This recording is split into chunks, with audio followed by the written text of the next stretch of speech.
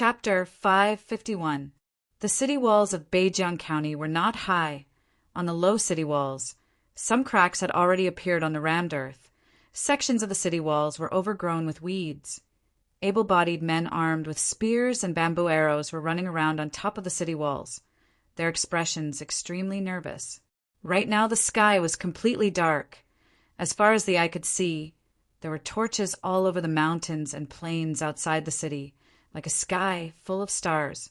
Several large bonfires were burning below the city walls, and there were people constantly dragging over whole chopped trees to be used as firewood to throw into the bonfires. The fire sprouts almost leapt up to the top of the city walls, the heat so hot that a large area of the city walls could not be stood.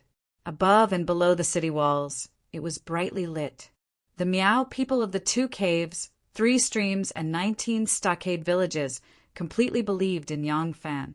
The Miao people were straightforward. Once they believed in a friend, they would never easily doubt their friend's intentions. They believed in the Kuman tribe leader. So towards this tribe leader, who gifted the wolf fang necklace to Yang Fan, they also believed without a doubt. That necklace could not become a keepsake in anyone's hands before the Kuman tribe leader gave it away.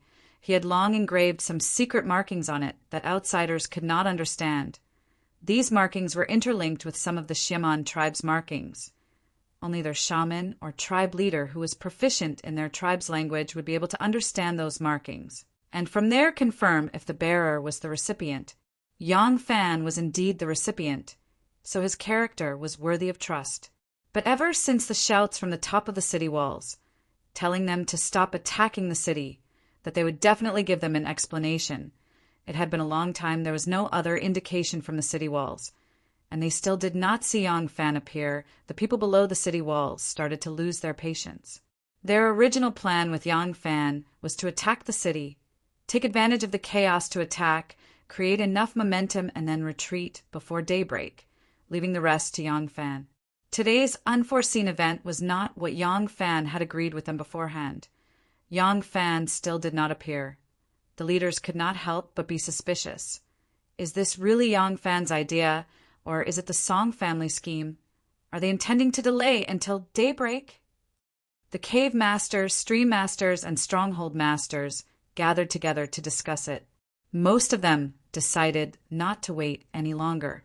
If there was no further indication from the city walls, then they would continue attacking the city. Among them, Hu Fei's father's attitude was the most intense.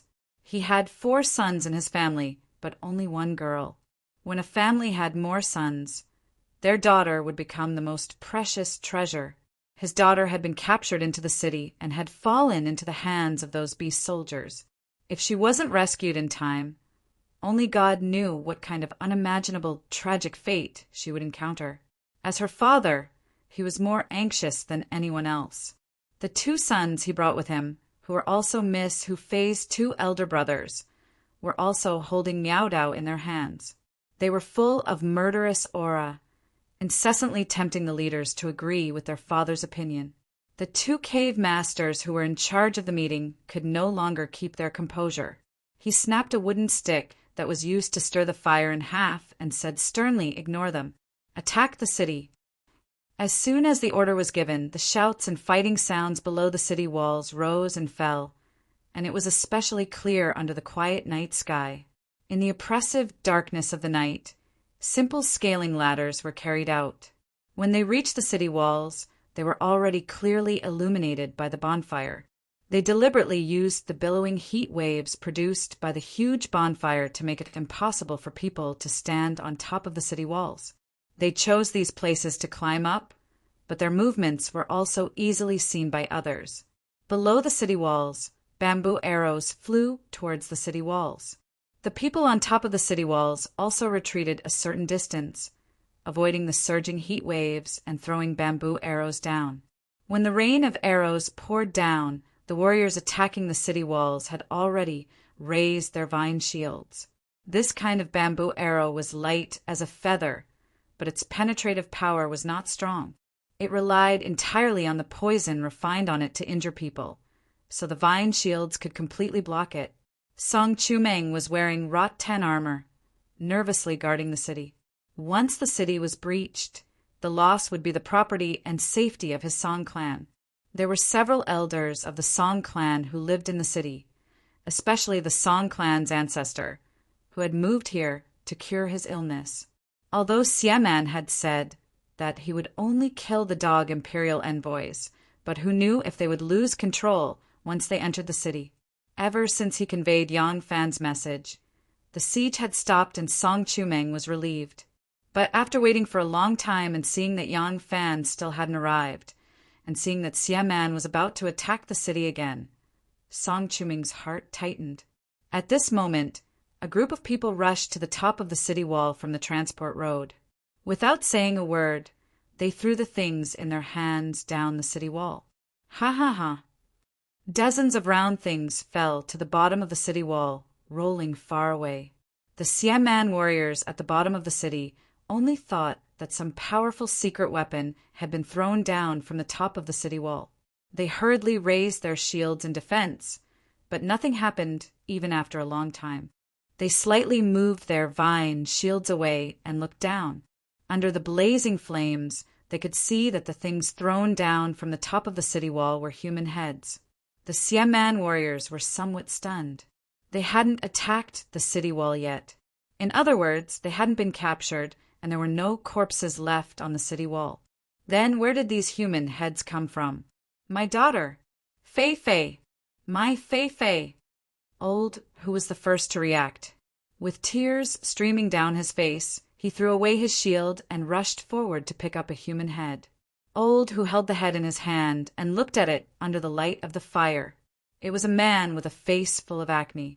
Old, who casually threw the head away and picked up another one. This man had a mouth full of yellow teeth, and there was even a vegetable leaf stuck in his teeth.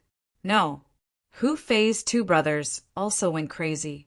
They threw away their weapons and rushed forward to identify the human heads one by one. After a while, Old, who suddenly realized something and shouted, "That's not right. The people who were taken away from our stronghold were either Aya or Digo children. These human heads are all adult men, and I don't recognize any of them." Old, whose second brother slapped his head hard and echoed, "That's right. Father, there must be something fishy about this." Old, who came back to his senses and raised his head to look at the city wall. At this time, countless lanterns and torches were lit up on top of the city wall. Originally, the top of the city wall was brightly lit by the huge bonfire, but the place where the bonfire was burning was too hot for people to stand. The people on top of the city wall could only appear in places where the heat was not as bright. Now that the torches were lit, it was as bright as day. Siaman brothers below the city wall. This official is the Imperial Envoy Yang Fan. A clear and melodious voice sounded from the top of the city wall. The Siaman warriors below the city wall all looked up and saw a person standing on top of the city wall, illuminated by several torches. Without waiting for the commotion below the city wall to start again, the voice hurriedly said, "I am the Imperial Envoy, not the one you want to kill. The one you want to kill is here." After all, only a few leaders knew that he was a trusted friend of Kuman, and that he had a secret agreement with Siaman. The ordinary Siaman did not know his identity. If he did not quickly explain himself, he was afraid that he would be cursed countless times on behalf of Lu Guangye, accompanied by a torrential rain of arrows. Yang Fan pointed with his finger, and Lu Guangye was brought up to the top of the city wall, tied up with his hands and legs. Fortunately, he was tied up. When the archers saw this scene, they knew that something must have happened, so they did not fire. But those who had women raped by Lu Guangye's native soldiers, who had property taken from them, whose houses were burned by them, who refused to hand over the exiles who were like family to them, or who had their relatives killed because they resisted the rape had bloodshot eyes. They wanted nothing more than to rush to the top of the city wall and bite Lu Guangye to death. Finally, when the various division leaders saw this situation, they knew that this unforeseen event was caused by Yang Fan, so they hastily restrained their subordinates. Only then did the spectacular scene of people advancing wave after wave like ants, all for the sake of a single man. Yang Fan also knew that at this moment he could not speak in a bureaucratic manner. Special cases had to be dealt with in a special way, and the specific details had to be discussed after Xiamen had calmed down. Therefore, he immediately raised his voice and said, "The imperial court already knows of Lu Guangya's actions in the barbarian province. This person came under the Son of Heaven's decree and acted against the Son of Heaven's decree. He has committed a heinous crime and should be executed." Lu Guangya's hands were tied behind his back, and his mouth was stuffed with 2 walnuts. He was so full that he could not close his mouth and could not speak. He could only glare at Yang Fan with infinite hatred. Yang Fan turned to look at Lu Guangya, pointed his finger at him and shouted, "Lu Guangya, based on what you have done, you must be executed immediately. This imperial envoy is under the Son of Heaven's decree to execute the sinner Lu Guangya. Do it." Lu Guangya's pupils suddenly widened. His mouth could not speak, but his eyes clearly asked the words he wanted to say the most. "You dare? You really dare?" What answered him was a shiny steel blade. With a swing of the blade, a mouthful of hot blood sprayed into the air, and a head fell to the muddy ground below the city wall. A bold Xiamen warrior ran to the bottom of the city wall and picked up the head, then quickly ran to a bonfire. Many people gathered around to take a look, and in just a moment they identified Lu Guangya's body. When Lu Guangya went to various strongholds to tyrannize, burn, kill, and plunder, he would personally lead the troops. But who could forget this great enemy who had seen him before? On top of the city wall, the soldiers who were holding Lu Guangya's headless corpse were covered in the blood that sprayed out from his mouth. Yang Fan slightly waved his hand, and the 2 of them pushed hard. The headless corpse fell down the city wall and landed heavily on the ground with a thud. On top of the city wall, Song Chumeng was dumbstruck. When Yang Fan had just come up to the top of the city wall, Song Chumeng had been sincerely happy because he had helped them out, but now he was truly scared stiff. It was not that he felt sorry for Lu Guangya. If he could have killed him, he would have done so long ago. It was just that a high-ranking official of the court, an imperial envoy of a region, had been killed by Yang Fan without the slightest hesitation. This really scared Song Chumeng. If he knew that Yang Fan had killed an imperial envoy in Yao province, and that he was a professional at killing imperial envoys, he would probably be scared out of his wits. Yes, the imperial edict did indeed grant Yang Fan the power to act arbitrarily, but since ancient times there were many imperial envoys who enjoyed this privilege. But unless the emperor had already instructed him to kill someone in advance, imperial envoys would rarely kill officials on their own. The symbolic meaning of the emperor granting you this privilege was far greater than the actual meaning. If you used this privilege to kill an official today, then there would be no problem. If the wind in the court changed, then this might become the basis for others to accuse you of abusing your power. But Yang Fan, he really did it without hesitation.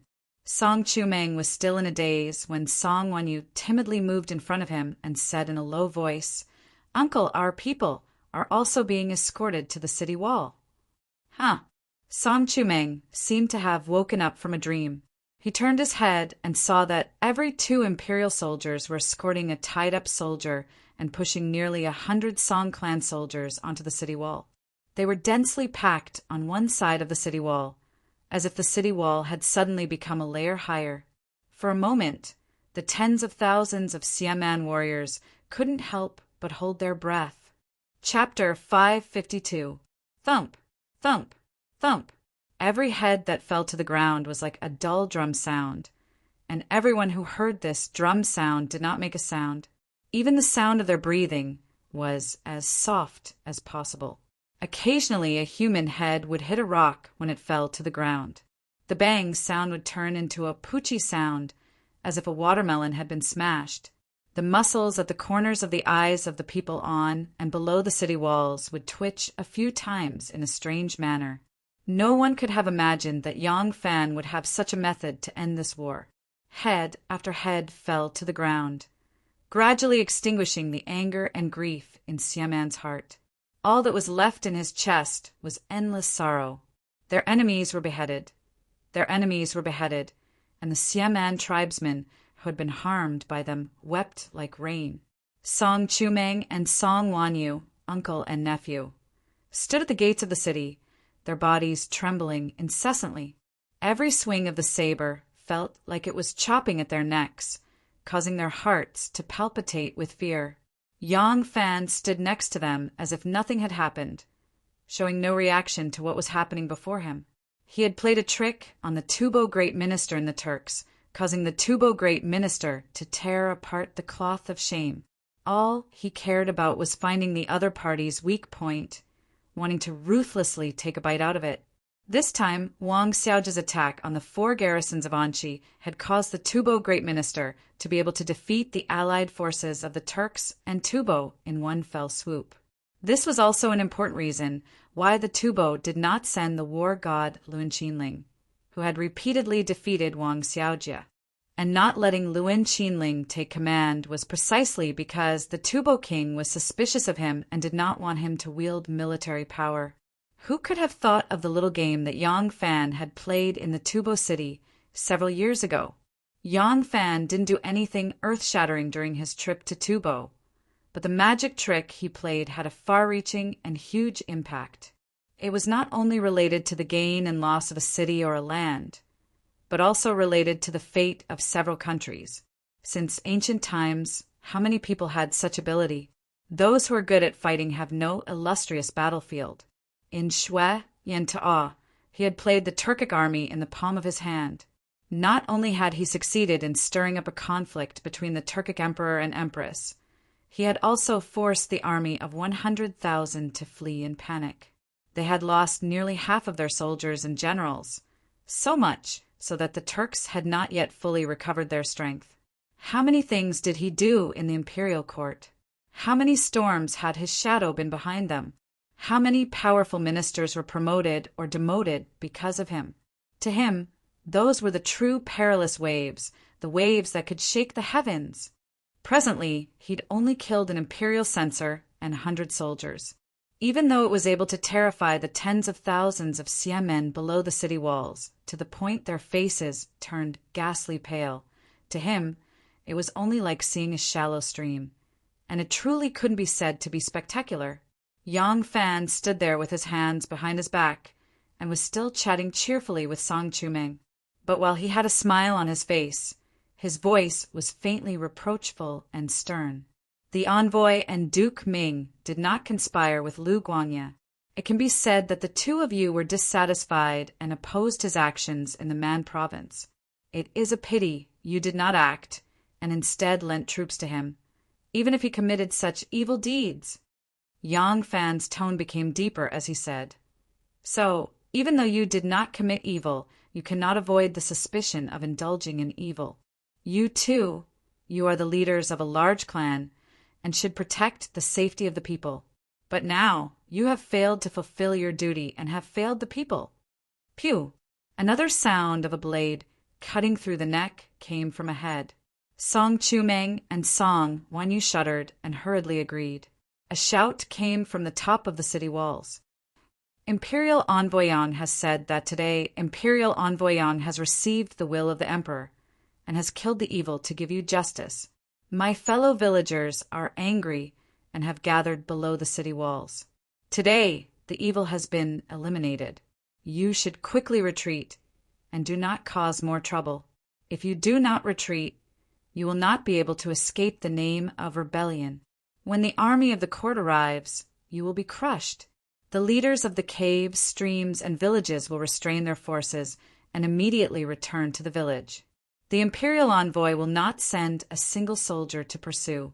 Today's action of besieging the city can also be reported to the emperor by my family's imperial envoy for forgiveness. Tomorrow, my family's imperial envoy will personally go to the village to discuss the aftermath with you. My family's imperial envoy will go alone to show his sincerity. That night, the Miao man of the 2 caves, 3 streams, and 19 villages retreated like the tide. The torches were like dragons of fire, and then scattered into the sky full of stars, hiding in the mountains and forests until they could not be seen. A great chaos was invisibly spread. The old ancestor of the Song family sat on a rattanwood chair, silently looking at the rainwater that had formed lines under the eaves. This rain had swept away the heat, and there was a sense of coolness. The old man was old, so Song Wanyu very considerately put a blanket on the old man's knees. A cluster of golden camellias bloomed under the porch. The leaves were dark green and as thick as leather. The narrow and round leaves were shiny from the rain, and the edges of the serrated leaves were slightly white. The golden flowers were dazzling and shiny, as if they were coated with a layer of wax, giving them a translucent quality. The cup-shaped, pot-shaped, and bowl-shaped flowers were delicate and beautiful and elegant. They were as beautiful and moving as the two yellow-robed maids standing under the pillars of the porch. Song Chumeng and Song Wanyu stood on the old man's left and right. Song Chumeng sighed, "Even in my dreams, I hoped that Lu Guangya would leave our barbarian province as soon as possible, but I did not expect that he would use such an intense method to solve the problem. But, fortunately, there is Yong Fan to take care of everything." Song Wanyu also smiled, cheerfully looking at the gray sky and the garden that had been washed clear by the rain. He said contentedly, "This rain is good, washing away all the blood and returning peace to our barbarian province." The old man's eyes were half opened, looking at the golden camellias swaying under the curtain of rain. He seemed to be daydreaming, but the two juniors' complacent words entered his ears without missing a single word. The old man suddenly snorted softly, and Song Chumeng and Song Wanyu quickly bowed and closed their mouths.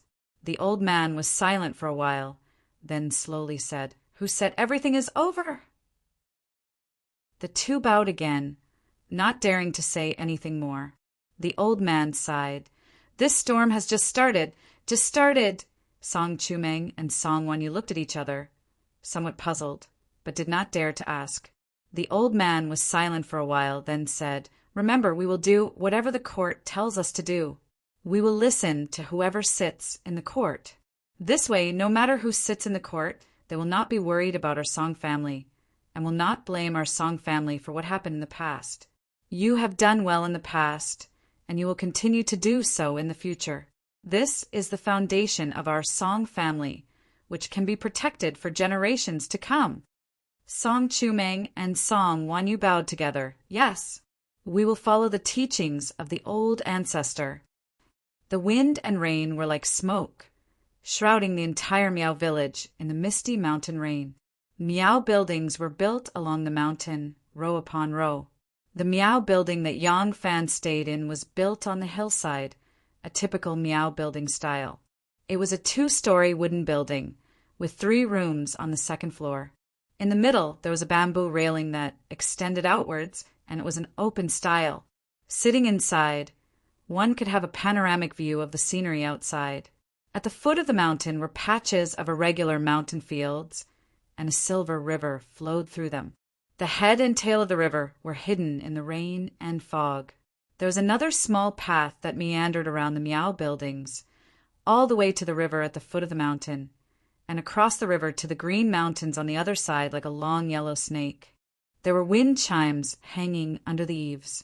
There were not many wind chimes, only a total of 7, but there was wind, so the sound of the 7 wind chimes rose and fell, interweaving into a melody with a rhythm that never repeated.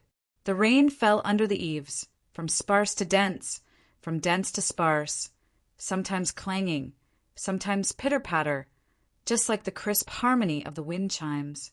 Therefore, there was a hint of gentleness in the crispness, making the beautiful melody played by the wonderful hands of nature even more enchanting. There was a middle-aged man sitting in front of Yong Fan. He was a middle-aged Han man, and there was a pouch in his hand. Looking at his attire and appearance, he looked like a traveling merchant. However, it was a little strange for a traveling merchant to appear in the mountainous Miao village. There was a middle-aged man sitting in front of Yong Fan.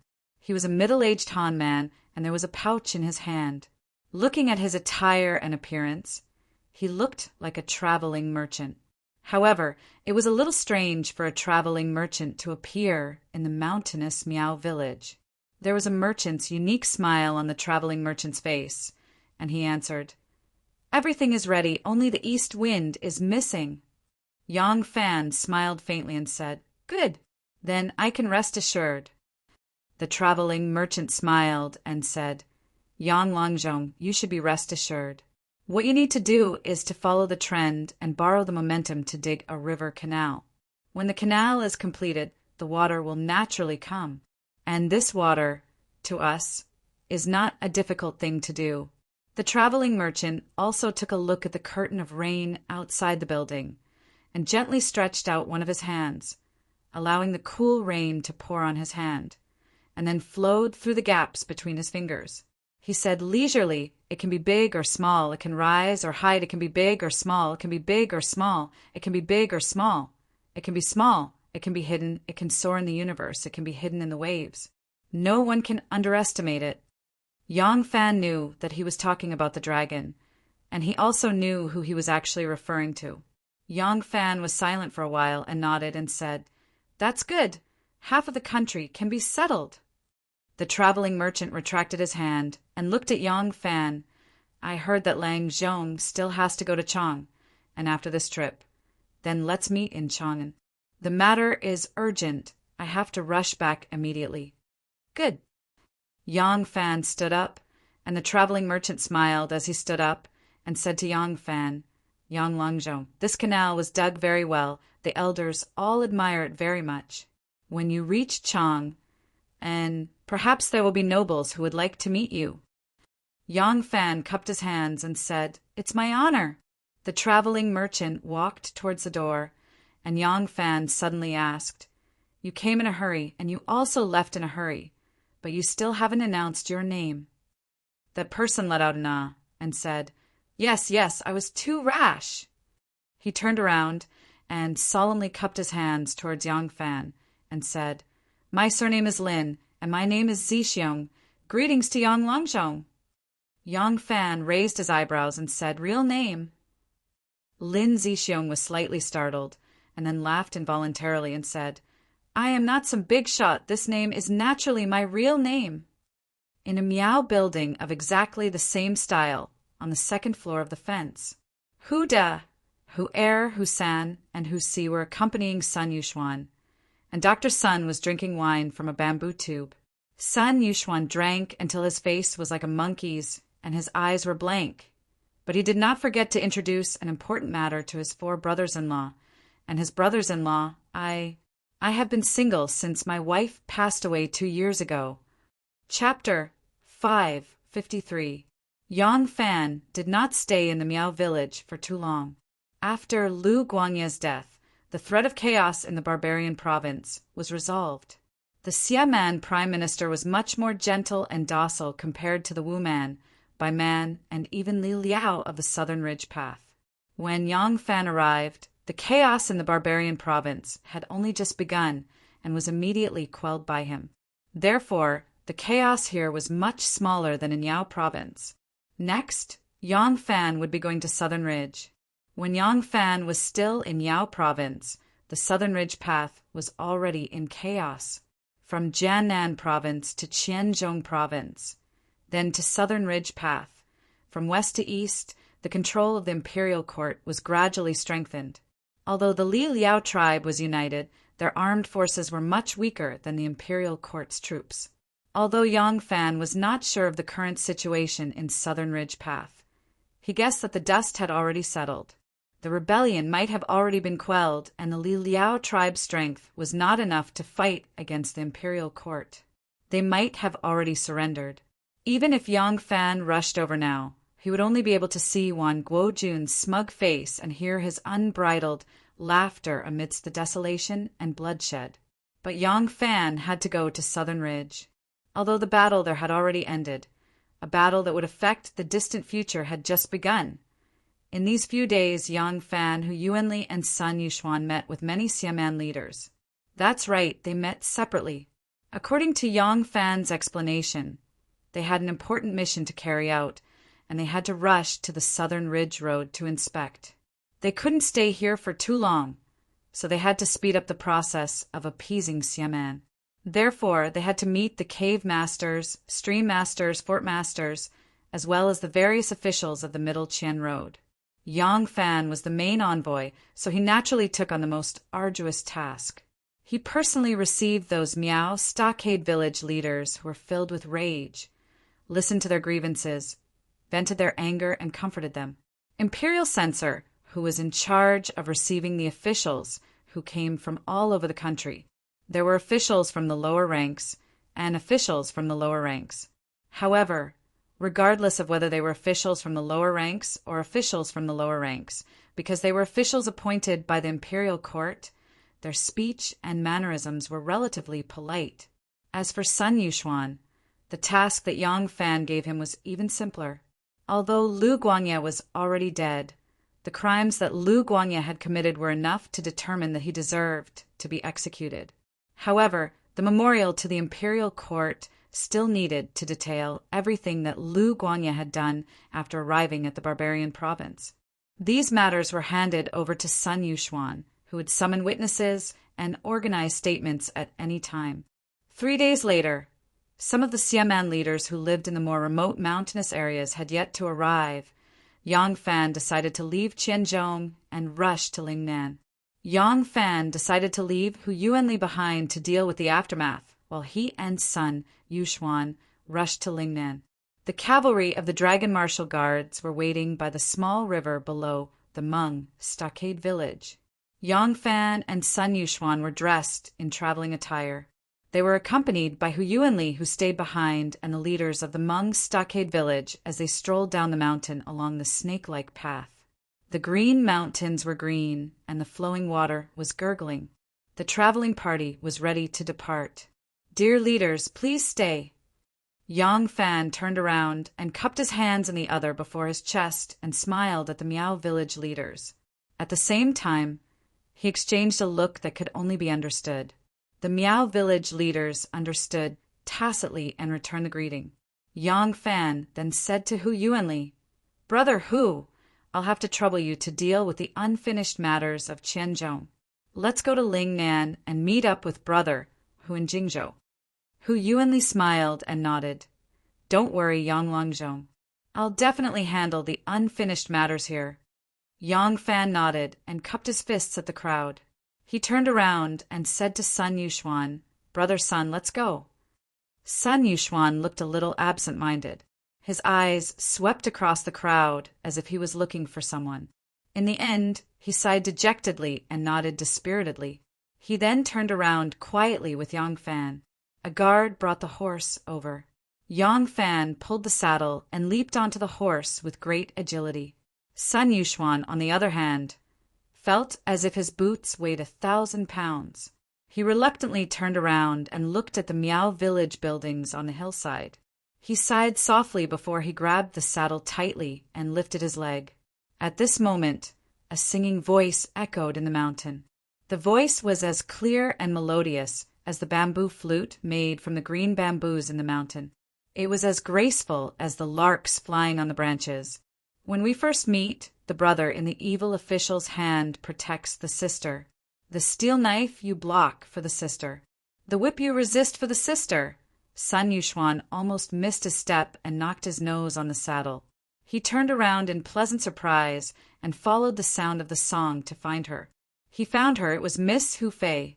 There was no mistake. He knew it was her the moment he heard the voice. "When we first meet, it's like a carp in the big river. The carp has to grow into the big river. The love between the fish and the water lasts forever." Sun Yuxuan saw it. It was a Miao building, a stretch of verdant green. Miss Hu Fei, dressed in green, stood under a green tree, like the most beautiful and brightest leaf on the Miao mountain. The clear and pleasant voice came from her. Sun Yuxuan looked at her beautiful figure excitedly. He did not know what to do. The hillside was quiet for a while. Miss Hu Fei's voice started again, picking tea from the mountain, picking flowers from the azalea. When the flowers bloom, someone picks them. When the sister sings, no one answers. There was a hint of sadness in her voice. Sun Yushuan was so anxious that he kept rubbing his hands. He did not know how to comfort her. He really did not know how to sing a mountain song. The 4 Hu brothers who accompanied their father to send off the imperial envoy winked and whispered a few words. The 11-year-old third brother was pushed out and stood next to Sun Yushuan. He covered his mouth and sang for him. The sun sparrow loves the green mountain ridge. The cows and horses love the green lawn. The bees love the flowers. The fish love the water. I love the sister. I can't open my mouth. On the hillside, Miss Hu Fei's voice carried a hint of joy. When I first entered the garden to see the begonia, it's like Fan Lang meeting Meng Jiang. Sister is willing to be a Meng Jiang girl. Stay for a long time and love will spread far and wide. The fish meets its companion on the beach. The bird meets its soulmate on the mountain. Be like the river that never stops flowing. Don't be like the bamboo shoots that grow hollow. Learn from the green pine to the end. Don't be like the peach blossoms. Girl, sister is like a candle in one heart. Don't be like others. A new kind of love song was sung up and down the slope. Hu Yuanli and Yang Fan stood side by side, twirling his beard with his hand. He shook his head and listened for a while. He smiled at Yang Fan and said, Yang Langzhong, I think it's better to ask Dr. Sun to stay in Manzhou. I will accompany you to Lingnan. What do you think? Yang Fan smiled in a Zen manner and said, Very good. I have the same intention. A gentleman should help others achieve their goals. Among the civil officials of the Tang dynasty, there were very few who were foolish. The 2 looked at each other and laughed. Brother is my sister. Sister is my brother. The bird is the green mountain. The fish is the river. The spring frost-young sparrow dies in the cold. Learn to share the river with the carp. Amidst the increasingly passionate love song and the ringing of the horse's bell, Yang Fan and his entourage left the Miao stockade village and set foot on the mountain road to Lingnan. The mountain road was rugged. After 9 turns, the long entourage gradually disappeared into the depths of the green mountain. Lingnan Road, Panzhou Prefecture. The provincial governor's residence had now become the imperial envoy's office. Wan Guojun sat on the seat of honor and listened to his subordinate's panicked report. Middle Minister Yang Fan went to Yao Prefecture and Huang Jingrong died. He went to Man Prefecture and Lu Guangye died. Now he's coming to Panzhou. Bang! A wine cup flew towards his face and hit his nose. Blood and wine immediately flowed from his nose. The man was in so much pain that tears rolled down his face. He covered his nose and looked at Wan Guojun in confusion. Wan Guojun's face darkened as he scolded. Do you mean that if he comes to Panzhou, I, the imperial envoy, will also die? Is he the reincarnation of a jinx or a god of plague that descended to the mortal world? The man finally understood why the middle minister was angry. He quickly explained, What I mean is that this person is not here with good intentions. Middle minister should be cautious. Wan Guojun looked up to the sky and laughed. Ha ha ha ha. Lu Guangye, Huang Jingrong, this bunch of idiots have always looked down on me. They think that I can only hide behind the handsome officials and come up with strategies. Humph. Idiots are idiots. What do they know? Wan Guojun stood up in disdain. He walked with his hands behind his back and said, Huang Jingrong's death is due to the chaos in Yao Prefecture. Lu Guangye's death is due to the upcoming chaos in Man Prefecture. What about Lingnan? Wan Guojun was like a great emperor. He slowly waved his hand and said, Pan Prefecture is in chaos, but this official calmed it down with a flick of my finger. Even the Pan provincial governor's mansion has become this middle minister's temporary headquarters. Now that Lingnan Prefecture is peaceful and peaceful, even if that Yang Fan comes, what can he do to this middle minister? What excuse does he have to make a move against this official? Wan Guojun suddenly turned around and pointed with his finger. He asked in a stern voice, You dare to rebel? There were many local officials and minority leaders, sitting on both sides of the table. Wan Guojun was pointing at a chieftain wearing a feather crown. That person was frightened by his finger and shook his head repeatedly. Wan Guojun suddenly pointed to the left and pointed at another local leader. He said in a mocking tone, "That is you who wants to rebel." That person panicked. The head of the provincial governor was still hanging on a pole outside the provincial governor's manor. Wan Guojun's finger almost scared him out of his wits. He hurriedly professed, "No, no, no. Vice Premier has eliminated the treacherous officials and returned peace to the region. We are filled with admiration and respect for Vice Premier Wan. We are all loyal and good people. How can we rebel? We definitely won't dare to rebel." Wan Guojun looked up to the sky and laughed. "Ha ha, this official has contributed to the country and the people. Who dares to kill me? Who can kill me? I want to kill him." The young man gripped the sharp stone tightly and ground it.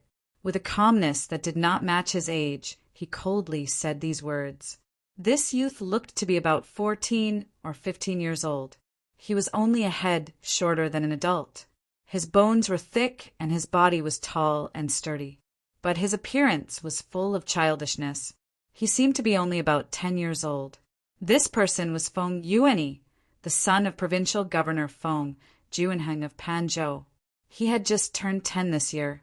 Because he was born with thick bones and grew quickly, his height and appearance were much more mature than his peers.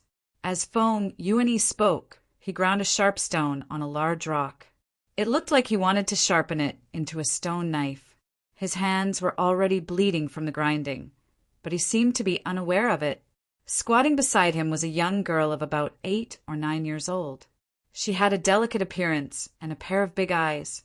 She said timidly, "Brother Yuanyi, he is the imperial envoy. How can you kill him?" "I don't care. He killed my father. I must kill him." Feng Yuanyi was blinded by hatred. There was only one thought in his mind. By this time, Yangfan's troops had already entered the boundaries of Panzhou. Chapter 554. Yao, come here for a moment. A middle-aged scholar dressed in a long-sleeved, round-necked green robe called out from afar. The little girl, who was hugging her knees and crouching next to Feng Yuanyi, turned her head and said to Feng Yuanyi, "Brother Yuanyi, father is calling for me. I'll go over for a while." Feng Yuanyi nodded and continued to focus on sharpening the stone knife. Little Yao ran to the middle-aged scribes and looked up. "Father, what's the matter?" The middle-aged scribes sighed softly. He wanted to say something, but stopped. His face was full of worry. This person was called Lu Xuanwu. He used to be a scribe in the provincial governor's residence. Because he was well-versed in literature, good at strategy, cautious and dutiful, he was trusted by Provincial Governor Feng. After Provincial Governor Feng's army was defeated and killed, Wan Guojun took over the provincial governor's residence. Because he was only a small scribe, he was not killed by Provincial Governor Feng.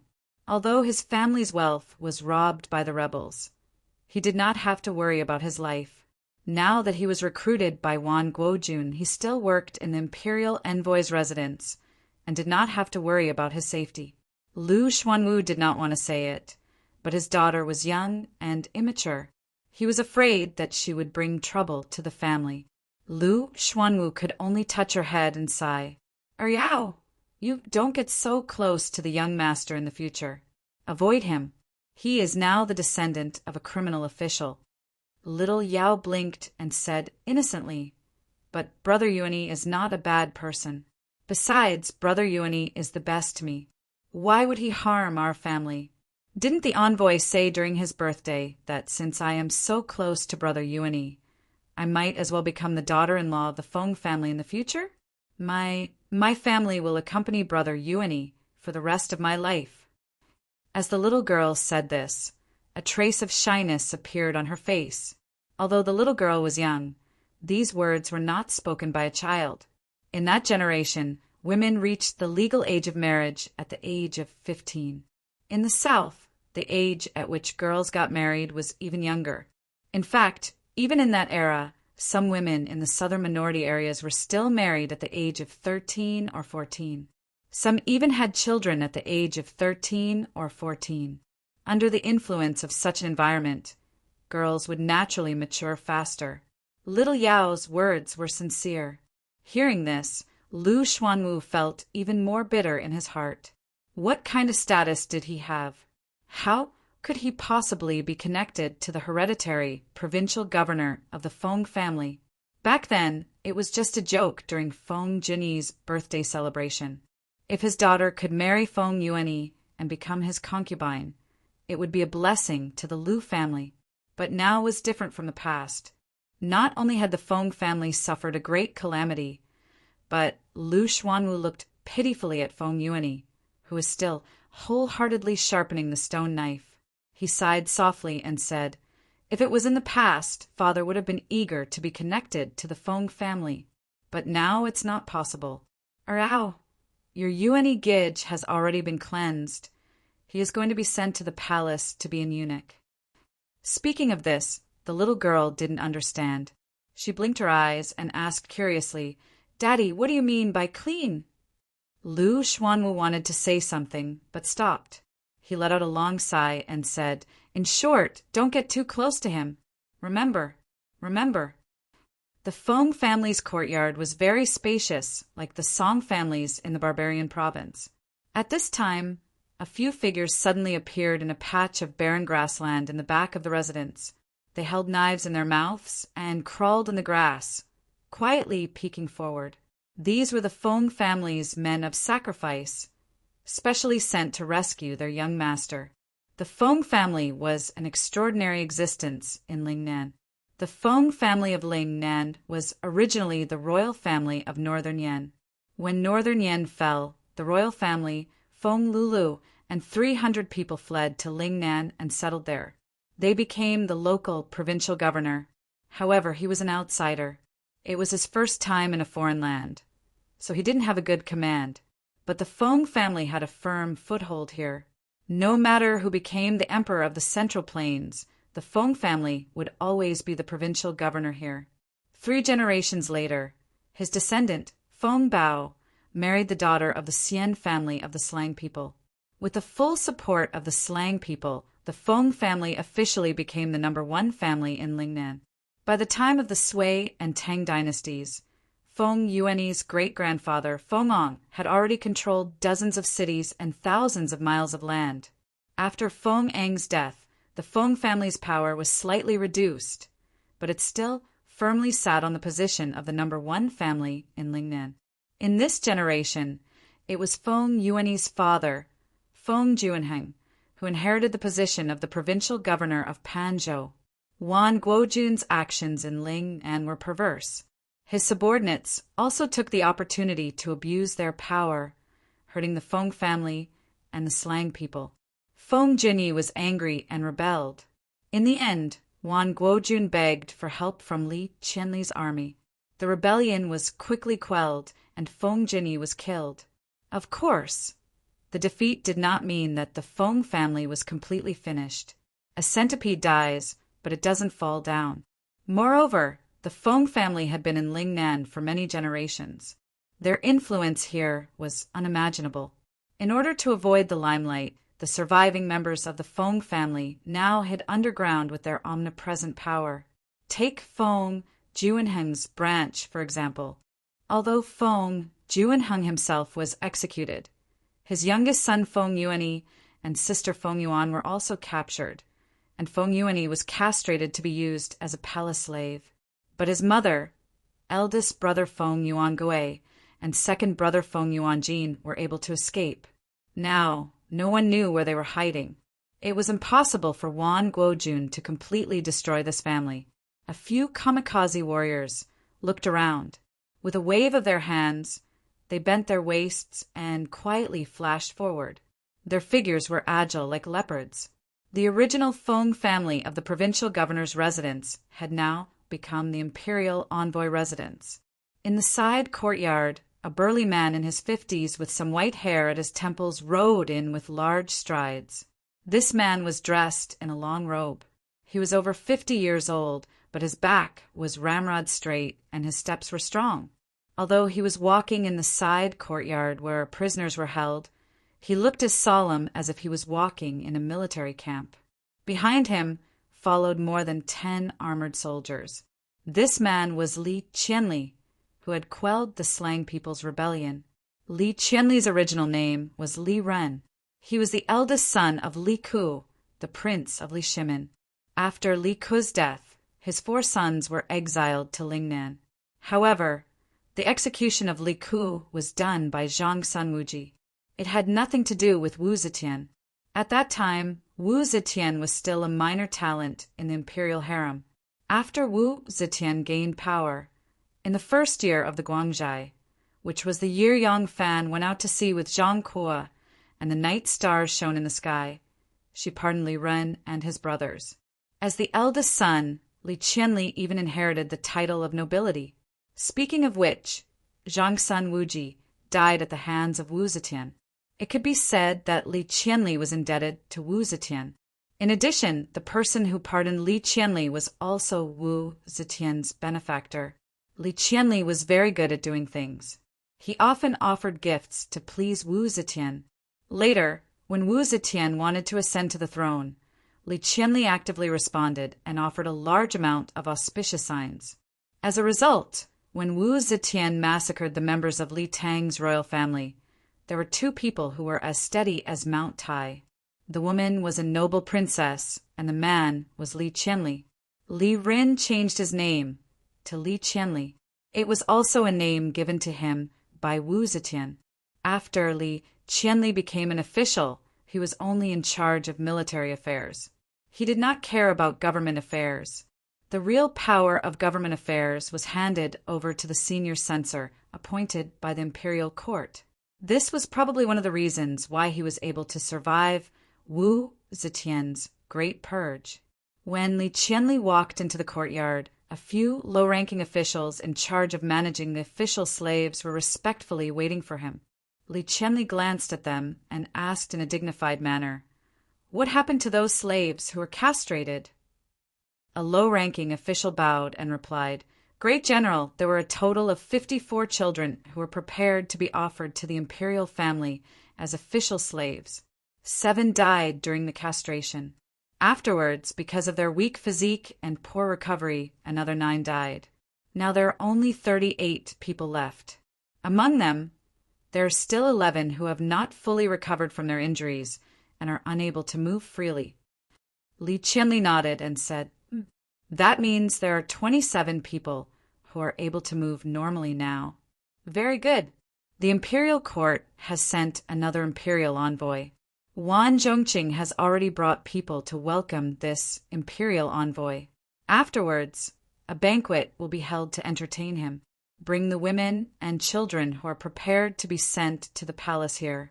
I want to pick some of the women who are beautiful and good at singing and dancing. From the children, I want to pick some of the children who have delicate features and are clever and quick-witted.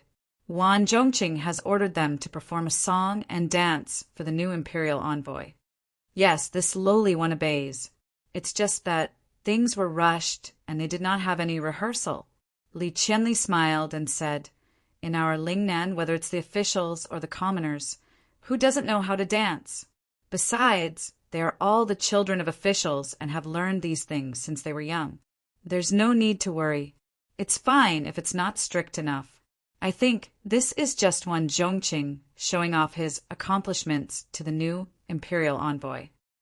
A few low-ranking officials hurriedly bowed and complied, hurrying to bring those offenders back for Great General Li to choose. At this time, a few Feng family death warriors quietly snuck into the rear residence. A maidservant was carrying a large wooden basin of clothes and was about to go around to the well behind the wall to wash the clothes when she suddenly saw several burly men wielding steel sabers appear. She was so frightened that her face paled and the wooden basin in her hands slipped and fell. Ever since Wan Zhongqing moved into the provincial governor's Fu, the servants and servants of the provincial governor's Fu had become the servants of Wan Zhongqing and all his attendants. Wan Zhongqing's attendants and servants also ordered them around. This large basin of clothes was thrown by them for this young maidservant to wash. Pa! A burly man bent down and caught the wooden basin, not letting it fall to the ground. Another burly man quickly flashed over and circled behind the maidservant, covering her mouth and nose. The leader waved his hand, and a few people took the maidservant and the basin of clothes, disappearing into the dense forest at the side. In a flash, their interrogating voices rang out from the dense forest. "Speak! Where is the young master today?" Outside the city of Pan Province, Yang Fan's group had already appeared in the distance. The outpost reported that Wan Guojun was leading the local officials of Pan Province and the leaders of the various villages and mountains to wait respectfully outside the city gates.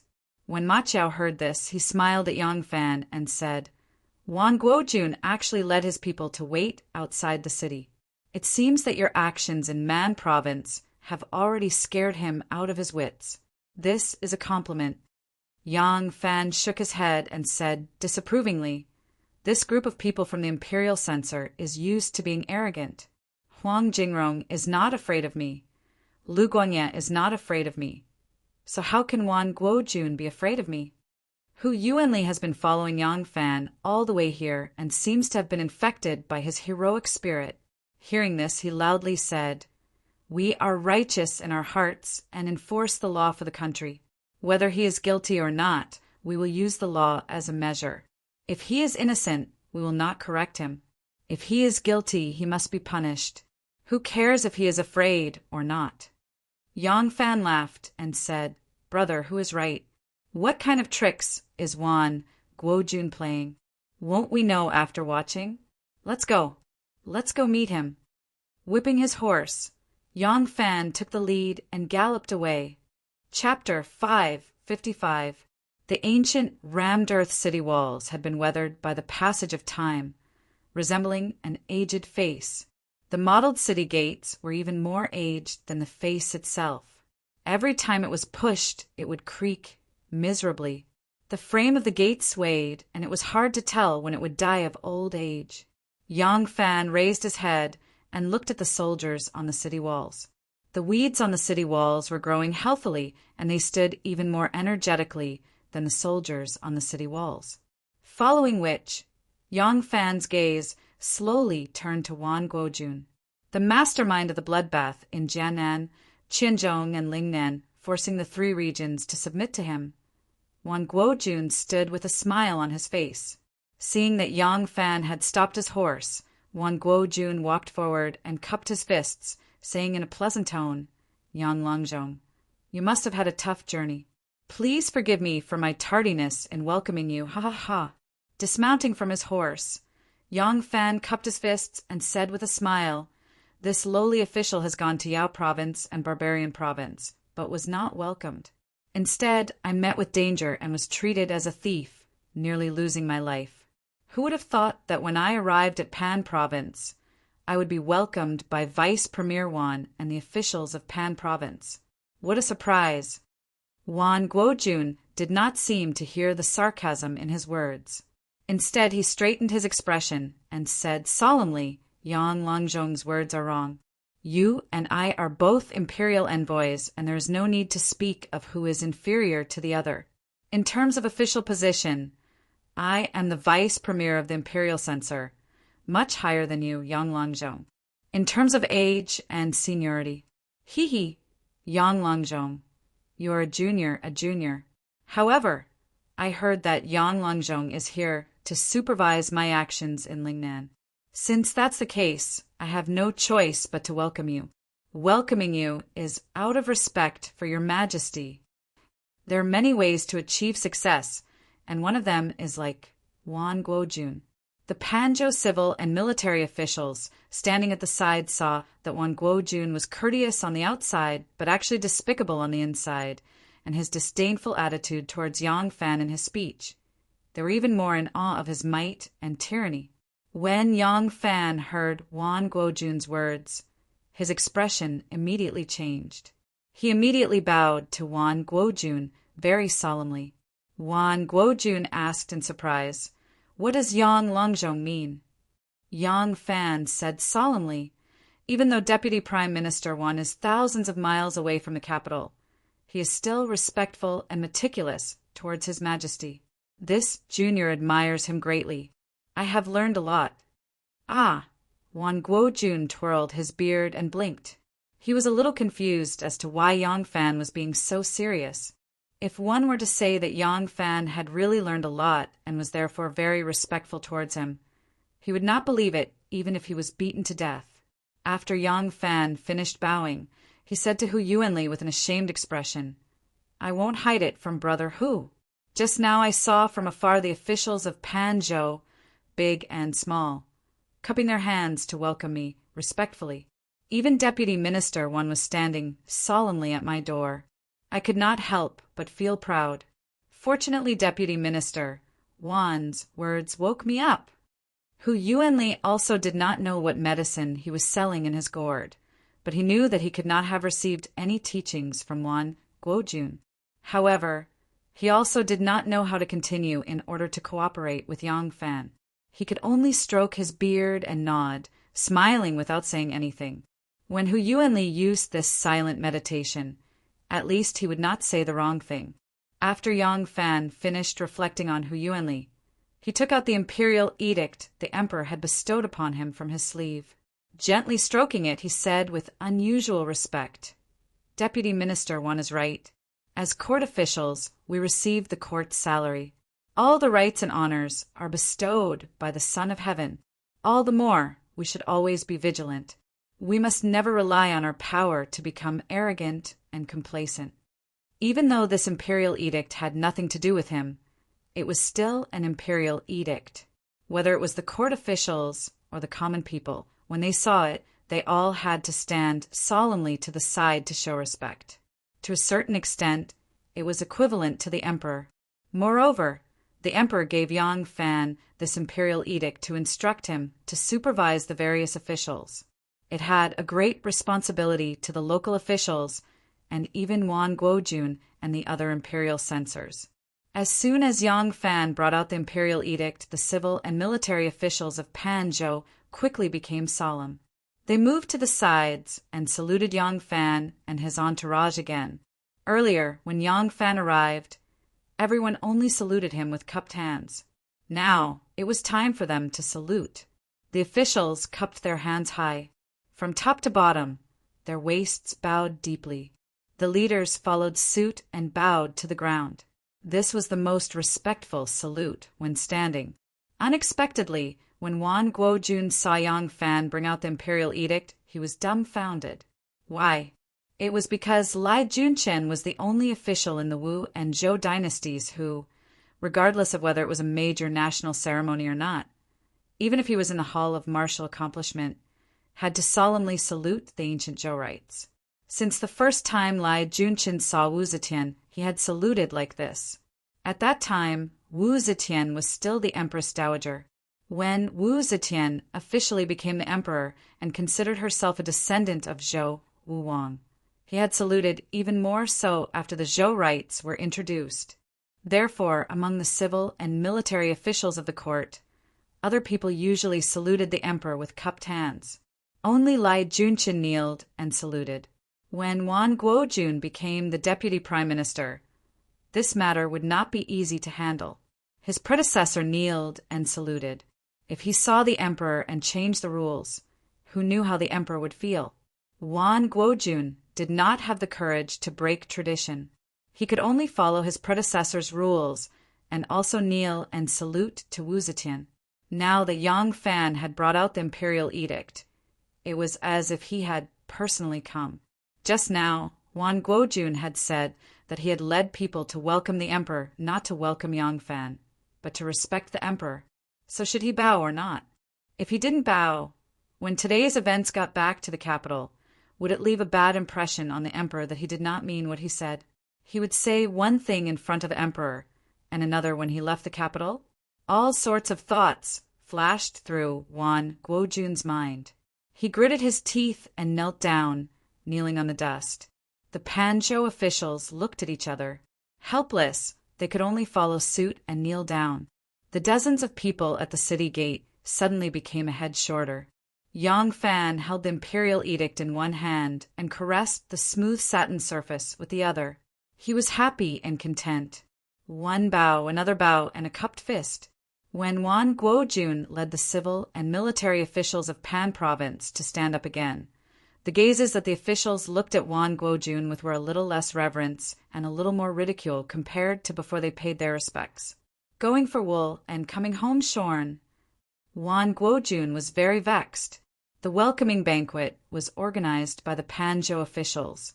Although the people of Panzhou were poor and had just experienced war, it was easy for the officials to organize a few sumptuous banquets, even if there were starving bones on the road. During the banquet, they naturally had to mention Yang Fan's intentions in coming to Panzhou and ask about the present situation in Panzhou. However, once Yang Fan asked if the imperial censor had violated the law in Panzhou, without Wan Guojun opening his mouth, the officials and heads would rush to praise Wan Guojun's wisdom, how he had seen through Feng Juanhing's schemes, how he had decisively quelled the rebellion. In short, Wan Guojun had contributed to the country and the people. There was absolutely no mistake. Once Yang Fan asked about Feng Juanhing's usual performance in Panzhou and the reason and process of this rebellion, Wan Guojun only glanced at them, and the officials and heads immediately rushed to accuse Yang Fan of how Feng Juanhing had preyed on the people, how he had bullied the men and women, how he had plotted to rebel, and how he had deserved his punishment. Yang Fan and Hu Yuanli looked at each other and smiled. This was not a welcoming banquet. It was clearly a prestige banquet. Wan Guojun was demonstrating to Yang Fan, "The entire Panzhou is already in my hands. Even if you come, there is nothing you can do." Is it really like this? Yang Fan held his wine cup and glanced smilingly at those people who were afraid of Wan Guojun. In his heart, he did not believe that these people could become the masters of a village and the shepherds of a land. He was afraid that Wan Guojun would not dare to have the slightest bit of resistance when there was someone backing them up. Since today's banquet is a welcoming banquet for Yang Longzhong, how can there be wine and no music? Wan Guojun smiled and clapped his hands 3 times. A person who looked like a steward walked up and stood solemnly. Wan Guojun said, "Summon them up and have them sing and dance to liven up Yang Longzhong." Yes. The person bowed and retreated. Wan Guojun turned his head and smiled at Yang Fan.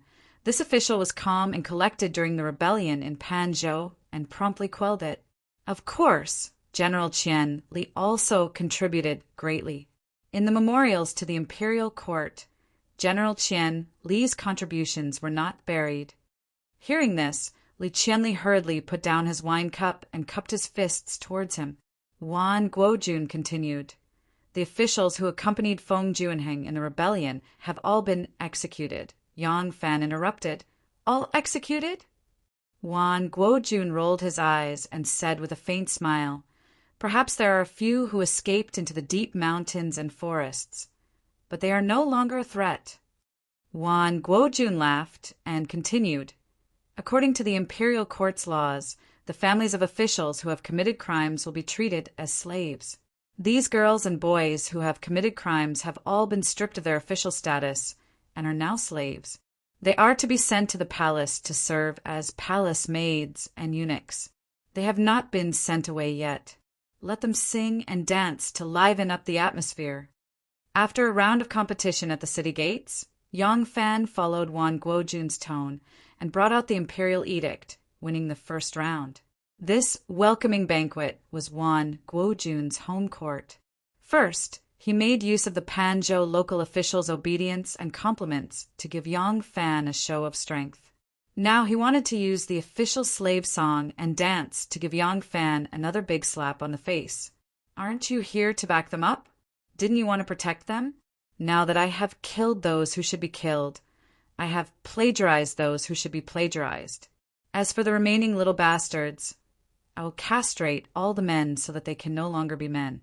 I want to send all the women to the palace so that they can live alone in the palace for the rest of their lives, never to be women again. What can you do? What can you do to me?" Wan Guojun's eyes flashed with coldness as he looked provocatively at Yang Fan. Yang Fan did not speak. His expression was solemn and his eyes were looking straight ahead. He did not even look at him. He only raised his wine cup and slowly took a sip. Towards a person who is about to die, others will always be more lenient, even if he is full of evil. Even if Yang Fan did not come to Panzhou, he was certain that Wan Guojun was going to be a dead man. He did not come for Wan Guojun, but for a more long-term future. Since that was the case, why should he argue with a person who was about to die? Thinking of this, Yang Fan felt that it was unnecessary for him to not yield an inch at the city gates. Wan Guojun stared at Yang Fan for a long time. Yang Fan did not meet his eyes, nor did he say a word. Wan Guojun smiled faintly and withdrew his gaze in boredom. He then looked at the front of the hall with interest. 8 young girls, 8 young boys, and 16 male and female convicts were walking into the hall, dressed in colorful clothes. Feng Yuanyi was tall, so he stood at the head of 8 young boys. The moment he walked in, he looked hatefully at Wan Guojun. He was not the only one who looked hatefully at Wan Guojun. 16 people, 16 pairs of eyes, like a sharp arrow, had already pierced Wan Guojun full of holes. Chapter 556. The girls and boys of the officials' families were indeed versatile, but Wan Guojun did not care whether their skills were superb or not, and whether they could really please the guests and liven things up with wine. He just wanted to use these people to show off to Yang Fan, so he did not even allow the use of musicians. From music to dance to singing, everything had to be done by the boys and girls themselves. The 8 men and 8 women discussed for a while and began to divide the work. Some played the zither, some played the flute, and some plucked the strings. The songs they played were actually quite good. 2 of the others sang a song, while the rest performed a song called Huxian. Usually, Huxian was performed by 2 people, but this time there were 6 people dancing in pairs of 2. Each team consisted of 1 man and 1 woman. Their dancing skills might be different, but they were equally serious when they danced. However, the girls' dance movements were lively and agile, and the boys inevitably paled in comparison. This was not because their dancing skills were not as good as these girls, but because they had not been subjected to castration for too long. Their wounds had just healed, and it was still somewhat inconvenient for them to move. These boys and girls danced so hard, of course, not because they really wanted to entertain the guests, but because they were forced by Wan Guojun's despotic power. Their hearts were full of fear, fearing that if they did not do well, they would be tortured by him later. Therefore, the children played, danced, and sang with all their might, but the whole hall was silent as if no one was watching. They were all children of official families. Many of the officials present were very familiar with their fathers. Some of them had close relationships with them in the past and had even visited their homes. These children were called uncles and uncles by the children. Now, not only had they become servants, but all the boys had been castrated and became useless. No one had a heart of stone. So how could these officials be in a good mood? How could they applaud and cheer? It was already a great restraint that they did not shed tears. At first, Wan Guojun only cared about enjoying Yang Fan's increasingly gloomy face, and his heart was incomparably happy. When he had enjoyed enough, he noticed how oppressive the atmosphere in the whole hall was. Wan Guojun frowned and began to applaud loudly cheering and presumptuously laughing. At first, there was no response from the officials, but when Wan Guojun, with a gentle smile, swept his 2 extremely cold eyes across their faces, the officials finally braced themselves and echoed, "Sure, sure, rainbow. Good song, good dance, good playing. Ha ha ha ha." The smiles on the officials' faces were uglier than crying, and the laughter they let out was very different from usual. Perhaps because they were too nervous, their laughter and shouts were somewhat out of tune, sounding like they were wailing. But Wan Guojun really laughed. He laughed very happily. Ha ha ha ha! The more Wan Guojun laughed, the happier he became. He rocked back and forth, almost unable to sit still. Of course, there was nothing funny about the singing and dancing of the young girls and boys. They were not performing a comedy. Wan Guojun was laughing at Yang Fan's gloomy face and the official's laughter, which was worse than crying. Wan Guojun laughed so hard that he picked up his sleeve and wiped the tears from the corners of his eyes. This is the moment. Feng Yuan kept dancing, enduring the faint pain in his crotch. His eyes never left Wan Guojun's figure. When Wan Guojun lowered his head to wipe his tears, Feng Yuan suddenly let go of the girl who was dancing with him and jumped toward Wan Guojun. His hand was tightly gripping his only weapon, the stone knife. They had been inspected before entering the reception hall, but they had already been carefully searched when they were taken as official slaves. Since then, they had been locked up in the West Crossing courtyard. Everyone behaved very well, so when they were brought into the banquet hall, the inspection was not so detailed. Although it was called a stone knife, it was just a flat, hard stone. The front end was sharpened into the shape of a sharp weapon. Before entering the banquet hall, Feng Yuan had put it flat in his shoes and took it out when he needed to tidy up his shoes for the performance. Thus, he was able to fool the inspection. Although Feng Yuan was only 10 years old, he had the strong physique of a 14 or 15-year-old. His face was red, and his eyes were filled with tears and anger. He gripped the stone knife tightly in his hand and roared, "I'm going to kill you!" Wan Guojun laughed so hard that he was crying. He was lifting his sleeve to wipe the corners of his eyes when he suddenly heard the commotion. He looked up and saw a young man who was like a fierce tiger out of its cage, roaring and pouncing toward him. He was shocked. Wan Guojun didn't know any martial arts. Now that he was so close to him, it would be difficult for him to dodge. This was a banquet hall, so it was impossible for him to arrange 2 guards behind him. Now that he could only watch helplessly as the youth approached him, he actually had no way to stop him. Li Qianli was frightened out of his wits. He was in charge of the defense of this place. If Wan Guojun was killed here, he would not be able to escape responsibility. Li Qianli raised his hand and lifted the tables in front of him, smashing them toward Feng Yuan. He then jumped up like a tiger, ready to pounce. At the same time, the guards who were alarmed also drew their knives and pounced. Bang! The tables hit Feng Yuan's body, sending him flying. He rolled a few times on the ground. When he stood up again, half his body was numb and the stone knife in his hand was broken. The guards who were about to pounce on Feng Yuan saw him crash into the crowd of guests and hurriedly turned around and pounced on him again. In this split second, something strange happened again. A few more guards suddenly rushed into the hall.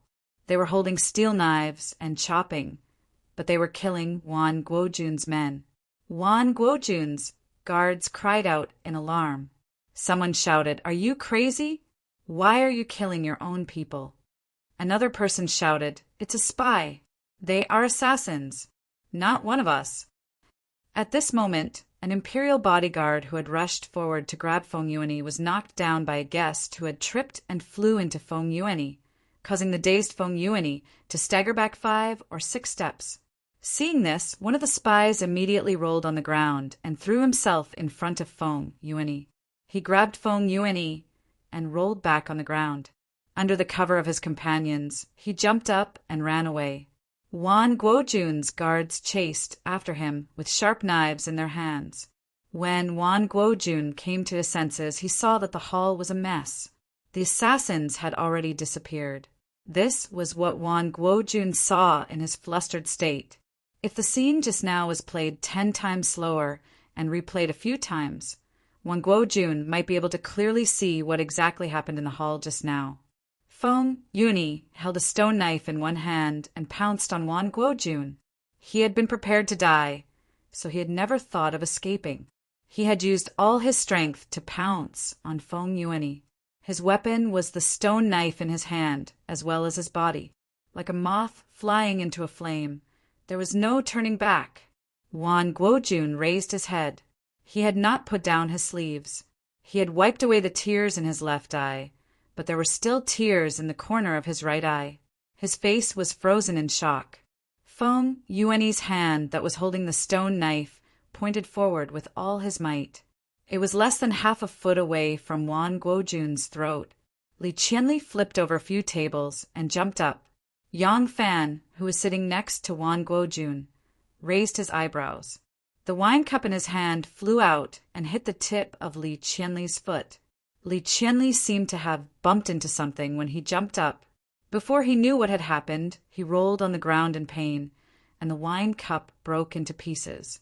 Yang Fan seemed to have just noticed the assassins. He suddenly lifted the table, and all the cups and plates on the table fell to the ground and broke into pieces. The broken wine glass was naturally mixed in with the broken cups and saucers. Feng Yuanyi was hit by a few tables and fell into the crowd of guests. The guests were scared out of their wits. They were so scared that they ran around in circles. If Wan Guojun could see their behavior at this moment, he would definitely be angered to death. How could these officials and leaders be so cowardly?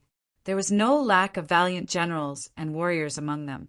They would not even bat an eyelid in the face of an army of 10,000. How could they be scared out of their wits by an assassination attempt? As they ran around in circles like headless flies, they coincidentally blocked the guards who were pouncing on Feng Yuanyi with their steel knives. As a result, Feng Yuanyi, who was standing there in a daze with the broken stone knife in his hand, was not immediately chopped into meat paste by the crazy guards who were pouncing on him. At this time, the guards who were patrolling outside the hall saw the sudden change in the hall and immediately drew their swords and rushed in. Because at this time the surrounding guards all drew their swords and rushed into the hall. Everyone treated them as accomplices and thought that they had the same goal as them, to rescue the imperial envoy, so no one stopped them. Who would have thought that when they rushed into the hall, they would immediately start killing the guards in front of them?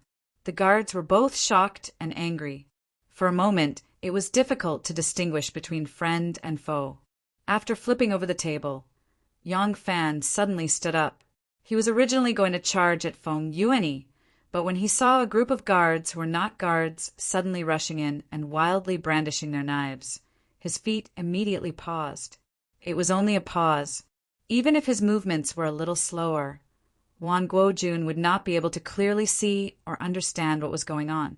Yang Fan's body only paused for a moment. A fat-headed and big-eared leader beside him suddenly screamed and bounced out like a ball. Staining clothes, 18 falls, 48 trembles, absolute ecstasy.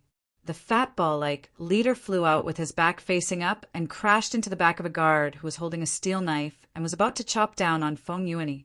The guard responded and pounced forward, crashing into Feng Yuanyi's body.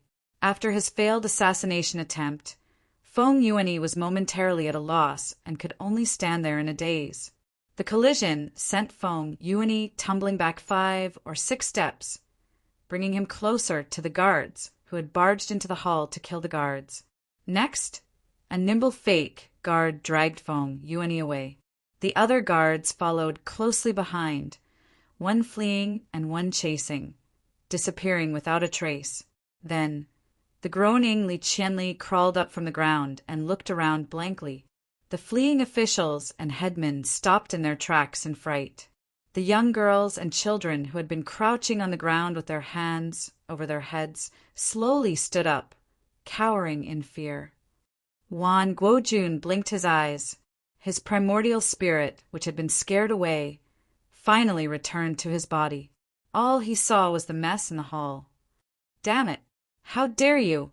How dare you assassinate the imperial envoy? I want to hack him into 1,000 pieces and dismember him into 10,000 pieces. Wan Guojun finally came to his senses. He angrily slammed the table, causing the cups and plates on the table to clatter noisily. Just as the silver wine jug was about to fall from Wan Guojun's lap, Yang Fan reached out and caught it. He raised his little finger and used his thumb and forefinger to pinch the handle of the jug and bring it to his mouth. He took a sip of wine in a very refined manner and said to Wan Guojun with a faint smile, "Deputy Minister Wan, this welcome banquet is really unique." Chapter 5. 57. The welcoming banquet could no longer continue. The shivering children of the offending officials were taken away to be detained. Servants came in to clean up the messy banquet hall, under the strict protection of the imperial bodyguards. Guojun, Yangfan, Li Qianli, and the other civil and military officials were led to another guest hall for a discussion. After about 2 hours, a bodyguard came in to report that they had pursued the assassins all the way from the provincial governor's mansion to the outside of the city. Along the way, they had found 4 kamikaze warriors, 3 of whom were corpses. Originally, they had captured one alive, but on the way back, that person had suddenly died from poison. It was unknown when he had consumed the poison. After the bodyguard finished, he said in a trembling voice, "The child who was rescued is called Feng Yuani, the son of Provincial Governor Feng. As for the origins of the assassins, because there were no survivors, so it's not clear yet." Not clear my A** guess. Guojun was unable to restrain his anger. He slammed the table and scolded. They didn't rescue anyone else but Feng Yuani. They must be the remnants of the Feng family. What else is there to be unclear about? Yang Fan smiled faintly and said, "Vice Minister once said that a few members of the Feng family party had escaped into the deep mountains and were no longer a threat. From the looks of it now, it may not be so." Guojun coldly glared at him and said to Li Qianli, "General Qianli, I will leave the task of searching for the remnants of the Feng family to you. You must ferret them all out." Li Qianli frowned slightly. It was easier said than done to search for a group of people in the mountains. Even if he was given another 100,000 soldiers, he would not be able to do it. However, he did not dare to disobey Guojun's orders and could only limp forward to receive the order. His big toe was broken. Until now, he still did not know what he had kicked when he leaped with all his might to cause such a serious injury. The welcoming banquet ended on a sour note. Guojun swore to kill all the remnants of the Feng family party while the civil and military officials and the headmen dispersed with a sense of schadenfreude. As for Yang Fan, who had eaten and drank to his heart's content, he was invited to a guest room to rest.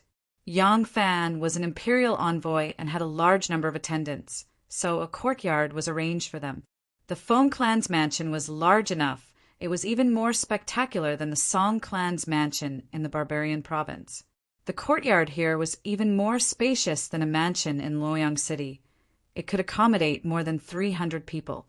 Yang Fan's residence occupied a row of 3 rooms. In the middle was the living room, on the right was the study room, and on the left was the bedroom. The bedroom was divided into 2 inner rooms, and the outer room was where the servants and maids lived. It was unknown whether Guojun was forgetful or whether it was intentional, but he did not send a servant to Yang Fan. Yang Fan did not mind. When he arrived at his residence, he closed the door and was about to step into his bedroom to rest for a while. However, he had only taken a few steps when his footsteps slightly paused. His ears twitched in alarm and his eyes slightly flashed. He turned around and walked back. He opened the door and said to Ma Qiao, who was arranging the defense of the courtyard, "Brother Qiao, send someone to tell Guojun that I didn't eat well at the banquet just now. I'm still hungry. Ask him to send some food over." Ma Qiao agreed and called over a soldier to give a few instructions. The soldier flew away. Guojun was throwing a tantrum at his subordinates when a Longwu guard, who was escorting Yang Fan to Panzhou, suddenly asked to see him. Guojun did not know what Yang Fan wanted, so he called him in and asked him, only to find that he was to prepare food for Yang Fan. Guojun was so angry that smoke came out of his nostrils. He roared, "Isn't this Deputy Prime Minister a housekeeper in Yang Fan's residence? Do I have to arrange this kind of thing for him? Go to the kitchen and make it clear. If you bother me with this kind of thing again, I will definitely beat you out." The Longwu guard was an uncouth man. After being an imperial guard for a long time, there was a hint of arrogance in his bones. When he heard Wan Guojun's words, he straightened his neck and walked away without even saluting. This made Wan Guojun so angry that he wanted to scold him, but he was afraid that quarreling with a lowly soldier would cause him to lose his status. He was really depressed.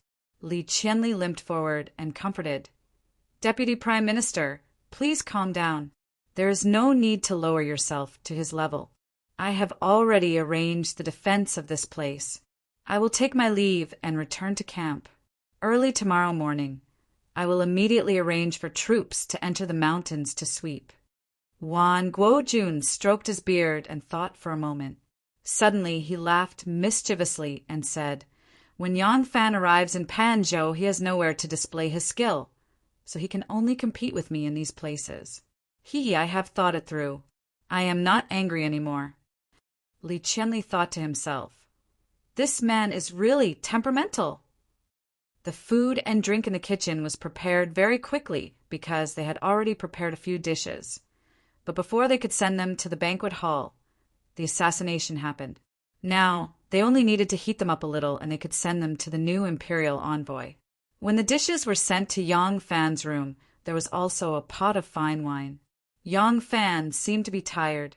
He took the wine and dishes and placed them in the room outside his bedroom. He did not eat them, but returned to his bedroom to rest. Not long after, snoring sounds could be heard in the room.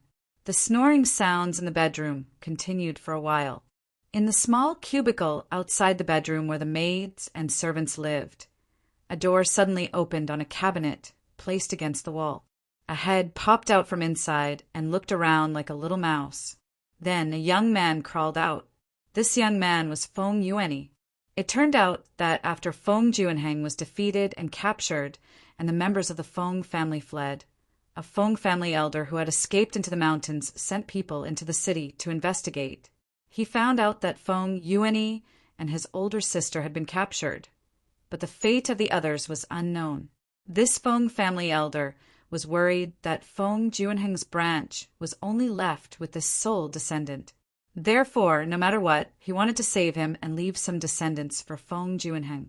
Therefore, he sent a few kamikaze warriors into the city to rescue him. Feng Yuanyi still had an older sister. She was 16 years old and was already married. Because of his father's involvement, she was also captured. This Feng family elder knew that to rescue a person from the tiger's mouth was as difficult as ascending to the heavens. If he wanted to rescue the two of them, it would be even more difficult. Therefore, he did not pay any attention to her. Not to mention that Feng Yuanyi's older sister was already married. Even if she was not married, a woman, in the eyes of this elder who valued boys more than girls, was only a dispensable character. A few kamikaze warriors sneaked into the provincial governor's mansion and, according to the information they had obtained, entered the West Stride courtyard. In the end, they found out from the little servant girl that the young master had been taken away by Wan Guojun. It was just that the little servant girl only knew one side and didn't know the whole story. She didn't know why Wan Guojun had taken the young master away. The kamikaze warriors only knew that Wan Guojun wanted to make a move on the young master and couldn't help but be alarmed and anxious. They hurriedly changed into the wash clothes of the Fu's imperial bodyguards and hurried to the front courtyard. In this Fu, there were Wan Guojun's men, Panzhou's men, and Li Qianli's men. It was a complicated mix of people. Unless someone deliberately interrogated them, it would be difficult to distinguish between friend and foe. In addition, today was a banquet to welcome Yang Fan. The civil and military officials attending the banquet, as well as the various chieftains, all had their own imperial bodyguards. It was even easier to be confused. These kamikaze warriors had come with the intention to die and were extremely daring. They actually managed to sneak to the side of the banquet hall. Only when they saw that Wan Guojun was only ordering these offending officials' descendants to sing and dance for fun did they calm down. They had originally planned to wait until the banquet was over and these young men and women were brought back to their residences before making their move. In the end, Feng Yuanyi had assassinated Wan Guojun and the entire situation was beyond their control. Although they managed to rescue Feng Yuanyi in time, it wasn't that easy to take him away. Their original plan was to sneak into the residence where the offending officials' children were imprisoned and quietly take Feng Yuanyi away. When a large number of soldiers arrived, it wouldn't be easy to catch them. Therefore, the number of people they could rescue was limited. Now that they had to forcefully break out of the encirclement with one person, the number of people they had was inevitably stretched thin. In addition, Feng Yuanyi had been hit by several tables. His hip bone was in unbearable pain and he couldn't run quickly. Although he was only 10 years old, he was as tall as a 14 or 15-year-old. It was inconvenient to carry him, so he was in a predicament. Fortunately, Feng Yuanyi was quick-witted. Although this child was young, his mind was far more mature than his peers, and he was also more cunning. After a few kamikaze warriors brought him out of the front courtyard, bathed in blood, Feng Yuanyi felt that they weren't strong enough and it would be difficult to escape. Therefore, he had an idea and came up with a plan. Feng Yuanyi asked someone to casually wrap something in a cloth robe and let the kamikaze warriors take it away. He himself stayed behind and hid for the time being. This was his home. Feng Yuanyi was mischievous and active. He played hide-and-seek with the younger sister of the Liu family and a few other playmates in the residence all day long. There was no place in the residence that he wasn't familiar with, so it was naturally easy for him to find a place to hide. Everyone thought that he had escaped, but he hid in the residence. It would be easier for him to escape after the situation had calmed down. The situation was urgent. The kamikaze warriors also knew that it would be as difficult as ascending to the heavens to escape with him. In a hurry, they couldn't come up with a more appropriate plan, so they agreed to help him. It was actually easier for the kamikaze warriors to escape alone. However, in order to attract more attention and create an opportunity for their young master to hide, they deliberately delayed for a while before escaping. Because of this, they were chased relentlessly by the soldiers, and almost none of them managed to escape. The place where Feng Yuanyi was hiding was the guest house where Yang Fan was staying. Usually, no one lived in this guest house. Only a few servants came to clean it regularly. This kind of place was a paradise for children to play hide-and-seek. They used to play here often, so Feng Yuanyi unconsciously chose this place. However, he had never expected that this place would coincidentally become the residence of the new imperial envoy. When the more than 300 dragon martial guards entered the courtyard, he hurriedly hid in this cupboard. This small compartment was a small room between the master bedroom and the living room. It was specially used to rest for the maids who attended to the master's daily needs at night. It had never attracted attention, and the set of cupboards attached to the wall had been used as decorations. In the past, when he played hide-and-seek with others, he had hidden there many times and had never been discovered. Yang Fan didn't eat the wine and meat he had ordered, instead returning to his room to sleep. The food was placed on the Kong table in this small room. The aroma of meat wafted in through the cracks in the cupboard. Hiding inside, Feng Yuanyi felt his stomach rumble with hunger. In order to prepare for the banquet in the afternoon, he hadn't eaten lunch. Moreover, as official slaves, they didn't have breakfast either. From the moment he tried to assassinate Yang Fan in anger until he was rescued and hidden, it was already dusk. He hadn't eaten for an entire day. Hearing the thunderous snoring in the room, Feng Yuanyi couldn't bear it any longer. Just now, when Yang Fan had placed the wine and meat on the table, he had clearly seen through the cracks in the cupboard that Yang Fan hadn't opened the cupboard to check the food. Presumably, Yang Fan wouldn't find out if he secretly ate a little. Thinking of this, Feng Yuanyi opened the cupboard and crept out. He gently lifted a gauze cover and saw a large plate of oiled venison inside. He couldn't help but swallow his saliva. Without thinking, Feng Yuanyi grabbed a large mouthful of venison and stuffed it into his mouth. However, he did not notice that Yang Fan had already appeared at the door like a ghost. Yang Fan was smiling at him with his arms crossed. What was even more strange was that the snoring sound was still coming from Yang Fan's throat, but it still sounded like it came from inside the house. Chapter 558. What kind of person was Yang Fan? Although Feng Yuanyi had hidden himself well, when Yang Fan entered the room, his heart rate and breathing became increasingly rapid due to his nervousness.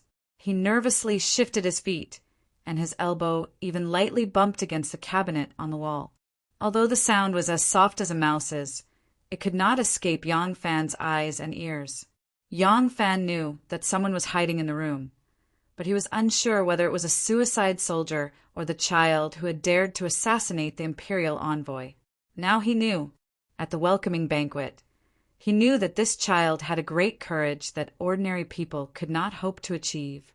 Now he had to admit that this child was very intelligent. Feng Yuanyi was eating in large mouthfuls when he suddenly sensed that there seemed to be someone beside him. Turning his head to look, Feng Yuanyi was so frightened that he retreated 2 steps and turned to flee. Yang Fan smiled. "It's all my men outside. Where can you run to?" Feng Yuanyi suddenly stopped. After pausing for a moment, he slowly turned his body and looked hatefully at Yang Fan. He recognized this official. At the welcoming banquet, this official had been sitting next to his great enemy, Wan Guojun. Feng Yuanyi did not beg for mercy. He said nothing, only stubbornly pursing his lips into a stubborn line. Yang Fan began to feel that this child was rather interesting. He liked this child's stubbornness and unyielding character. Not so long ago he had also been like this child. It was just that as his life became richer, his edges were not as obvious as before. In reality, it was just that he had buried that unyielding and stubborn character deep in his bones. And Feng Yuanyi was like him in his youth, carrying a blood feud but also isolated and helpless. As a result, he appeared especially stubborn and unyielding because he needed this kind of attitude to protect himself. The smile on Yang Fan's face gradually faded as he earnestly said, "Don't worry, I won't hand you over to Wan Guojun." His attitude was abnormally sincere. Feng Yuanyi looked at his earnest appearance and didn't know whether he should believe him or not. Yang Fan continued, "I came here to make trouble for Wan Guojun. If you trust me, then stay here for the time being. You'll be absolutely safe here. You are Wan Guojun's enemy?" Feng Yuanyi's voice was somewhat hoarse from nervousness, but he had to ask. This question was too tempting. Yang Fan shook his head. "No, I have no enmity with him." Feng Yuanyi's gaze became confused again. Although he was intelligent, he was still a child. Yang Fan patiently explained, "In the bureaucracy, you don't need to have a grudge against anyone. Did your father and Wan Guojun have a grudge before?" Feng Yuanyi tilted his head in thought and nodded vigorously, agreeing with what of Yang Fan. Yang Fan said, "So, you can rest assured and live here. This is my residence. No one will trespass without my permission. You will be safe here. I just arrived today and I drank too much just now." Yang Fan yawned and said, "I'm really sleepy now. I'll go back to my room to rest. You can stay in this room without worry." After Yang Fan finished speaking, he turned around and entered the inner room. This attitude proved that he had no ill intentions towards Feng Yuanyi more than any words. Feng Yuanyi's feet moved towards the door, but in the end he chose to climb onto the bed and sit cross-legged. He grabbed another drumstick from the plate and began to chew on it. After the rain, the forest became foggy. Clouds and mist swirled around the mountain, and the green mountains were half hidden, like a fairyland on earth. However, if one retracted their gaze and looked into the call, they would discover that this wasn't heaven, but hell. The bamboo buildings had been burnt to a crisp, and only a few frames remained, indicating that they had once been inhabited. Corpses were scattered on the mountain path and in the bushes. After being watered by the rain, it was very difficult to see any traces of blood on their bodies. However, their deathly pale faces were even more miserable. In the forest there were many bamboos. They were as thick as a fist, and each section was 2 feet long. When the wind blew, the bamboo leaves would sprinkle down with rainwater, splashing onto people's bodies.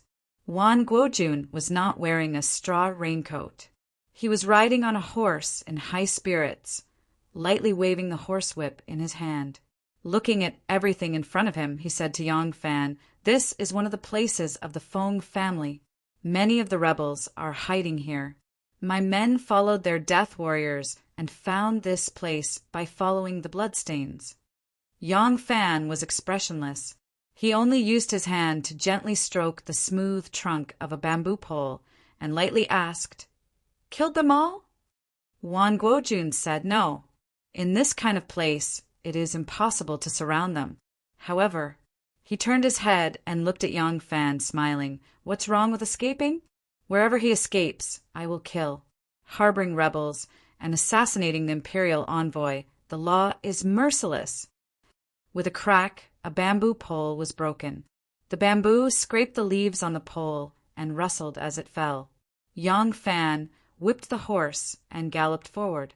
Wan Guojun laughed loudly.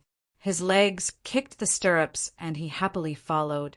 He liked to see Yang Fan being defeated. Huang Jingrong and Lu Guangye? If they died, then they died. Wan Guojun never cared. Those people only had Lai Junshin in their eyes and had never placed him in their eyes. He only needed the censorate to not fall, not Huang Jingrong and Lu Guangye.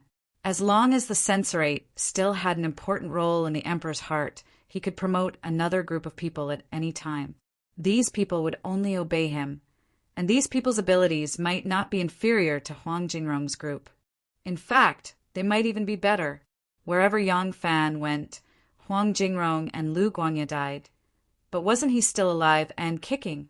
He dared to kill in front of Yang Fan. What could he do?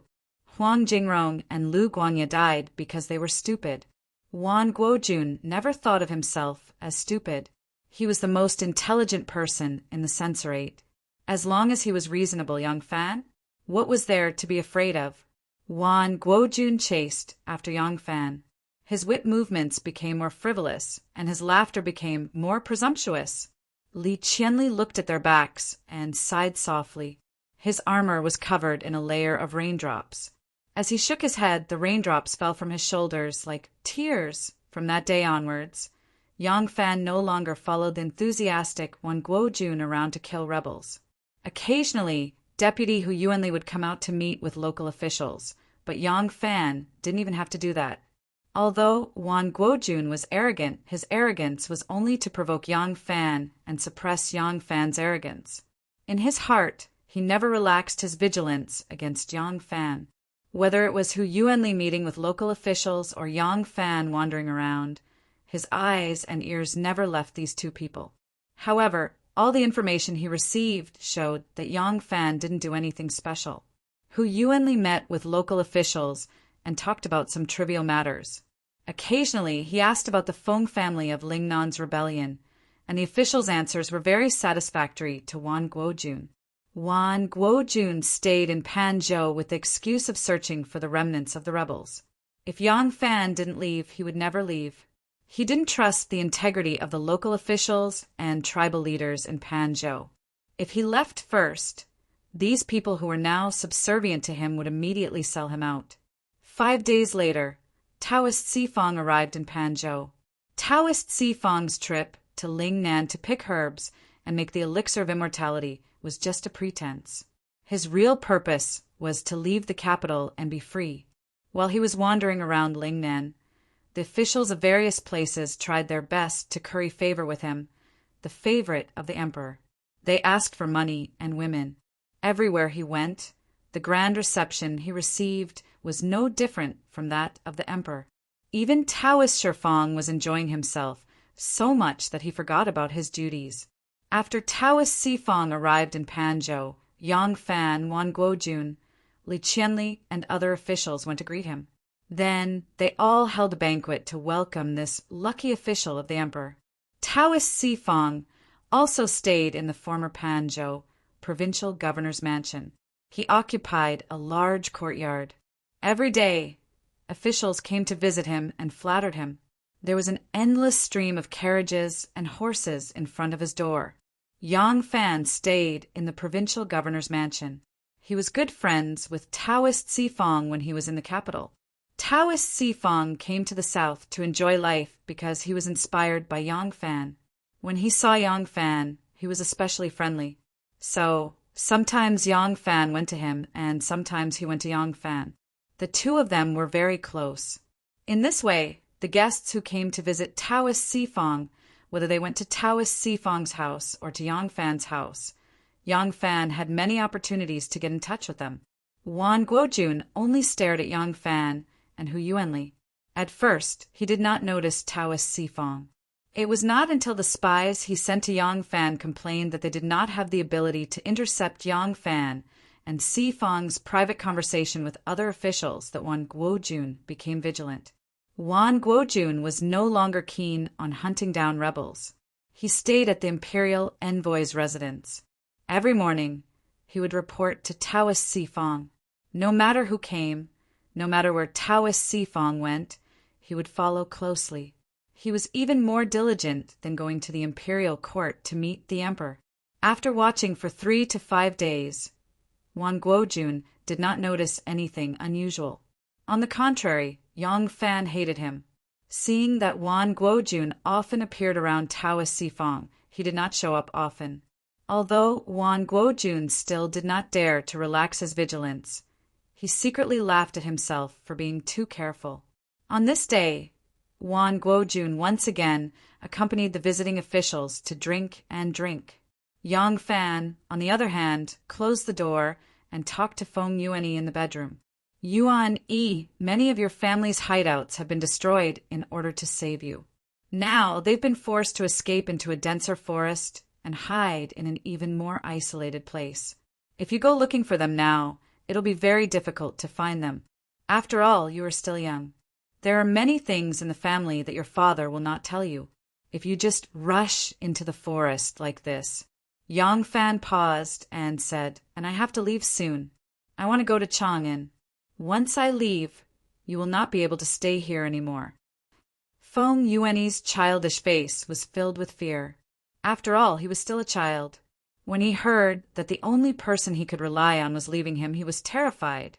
However, his pride made it difficult for him to plead with Feng Yuanyi. Yang Fan said, if you are willing, you can come with me. Your sister is still in Wan Guojun's hands. She will be sent to the palace later. Maybe when things take a turn for the better, she will be released. At that time, I will prepare some travel expenses for you and your brother and have someone send you back.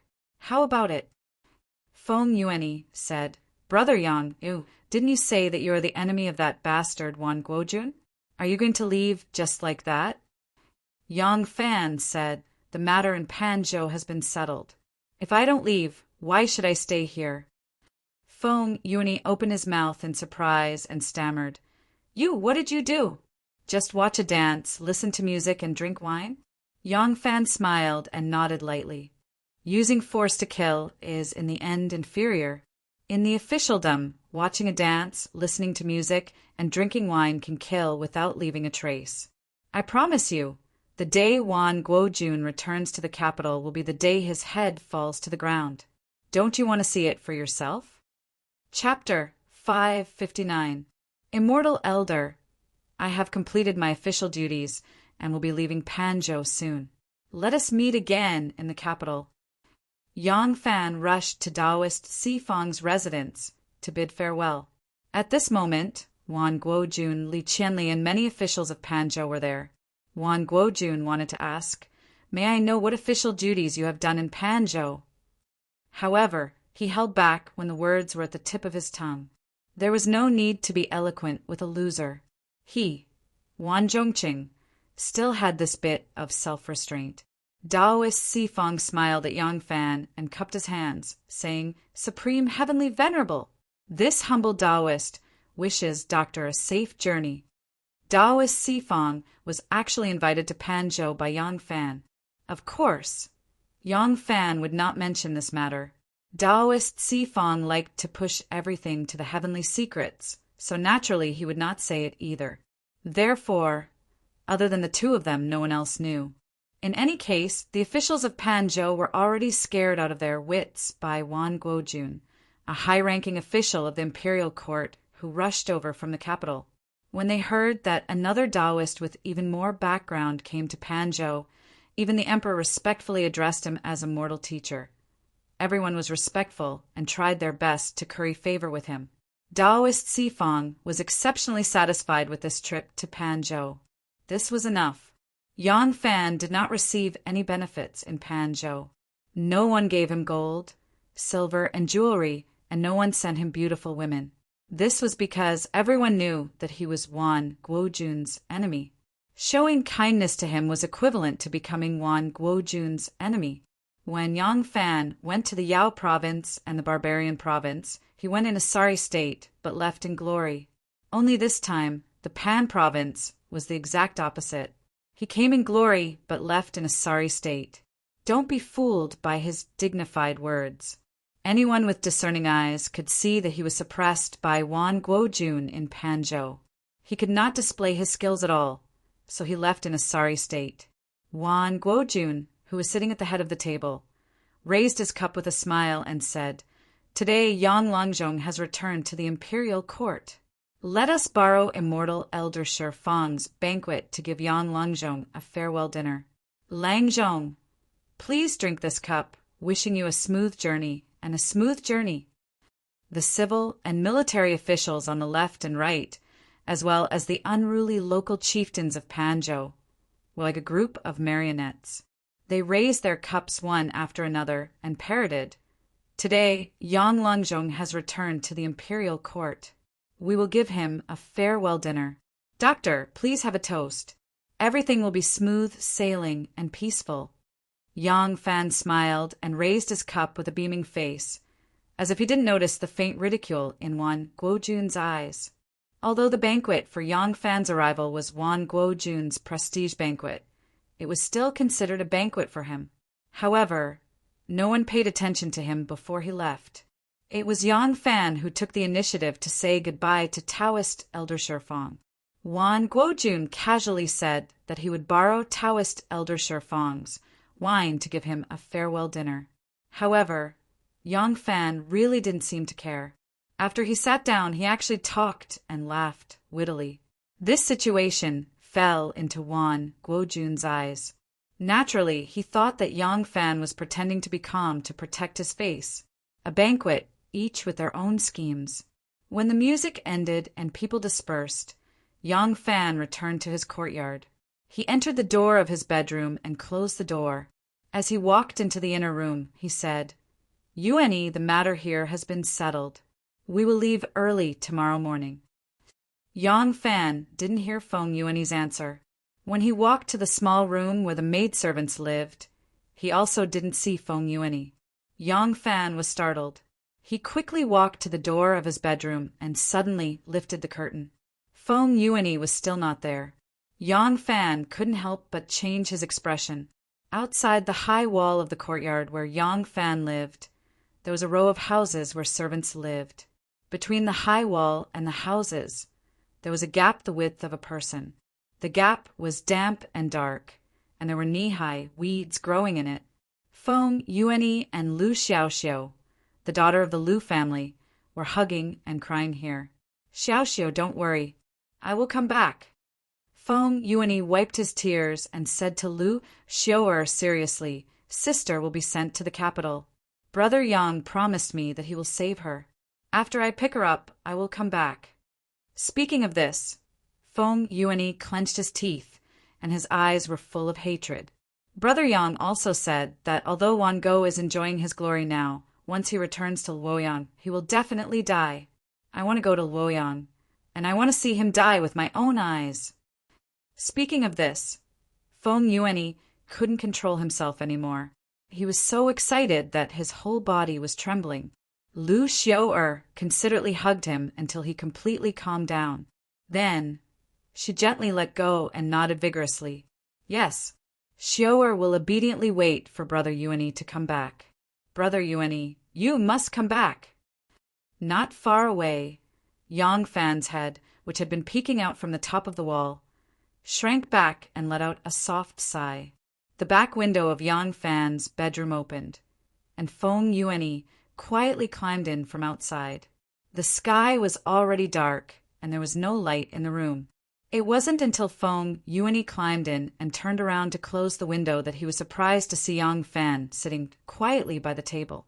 Feng Yuanyi was startled and softly called out, "Brother Yang!" Yang Fan's face darkened as he asked, "What have you been doing?" Feng Yuanyi lowered his head and stood still. His face was red, and he didn't dare to reply.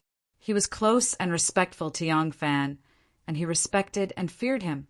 When he saw Yang Fan's displeased tone, he didn't dare to speak. Yang Fan was silent for a moment, but he didn't reprimand him any more. He only asked, "As the provincial governor of Panzhou, your father must have been studying since young. Do you know the meaning of 'if you don't leave the house, you won't be blamed'?" Feng Yuanyi lowered his head and mumbled, "Chaos is born from words. If a ruler isn't secretive, he will lose his subjects. And if a subject isn't secretive, he will lose himself. If matters aren't secretive, they will cause great harm. That's why a gentleman is cautious." Yang Fan said, "It's good that you know. We'll be leaving tomorrow. I've already placed your food on the table. Eat early and rest." "Yes," Feng Yuanyi replied, and walked out with his head lowered. Looking at his pitiful appearance, Yang Fan couldn't bear to see him like this. His heart softened, and he wanted to say a few words to comfort him. However, he changed his mind and hardened his heart. Looking at Feng Yuanyi and his younger sister Xiao are in distress, Yang Fan couldn't help but think of his own childhood. How could he say such harsh words? However, in his childhood, even if he was willing to risk his life for Xiao Man, he still didn't tell Xiao Man his big secret. It wasn't because he didn't trust Xiao Man, but no one knew if a young child would spill the beans. Some secrets could only be hidden in one's heart because they were secrets. Yang Fan thought to himself, "Not knowing how to keep secrets will harm others and oneself. If these harsh words today can make him a little more apprehensive, it might not be a bad thing for his future." Wan Guojun returned from the banquet and hummed a little tune as he entered the study. A moment later, one of his trusted subordinates quietly flashed in and cupped his hands in greeting. He stood there without saying a word.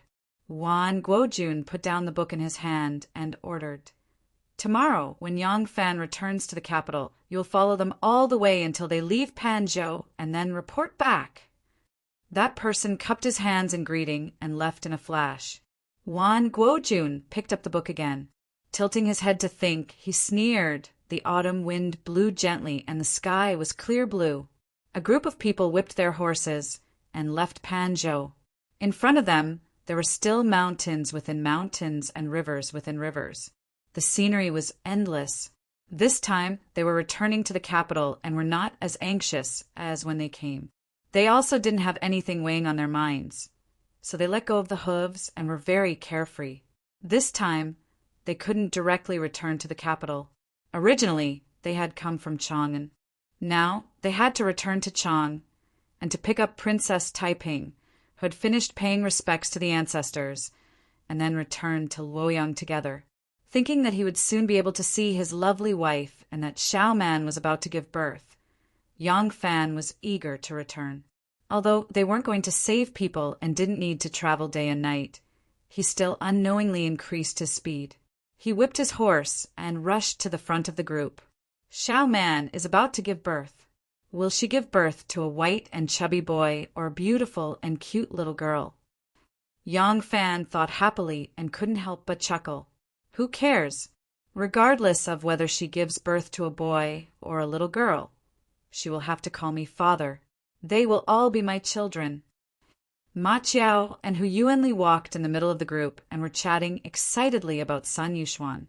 Hu Yuanli stroked his beard and said with a smile, "On this trip out of the capital, the person who gained the most was probably Dr. Sunday. Dr. Sun's trip out of the capital this time was not in vain. He actually won the heart of a beautiful and charming woman. It's really enviable." Ma Qiao was also interested and said with a smile, "Dr. Sun and that Miss Hu Fei have feelings for each other and are a good pair. I just don't know if he will be able to bring home a beauty when he returns to the capital." Hu Yuanli hesitated and said, "This, I'm afraid not.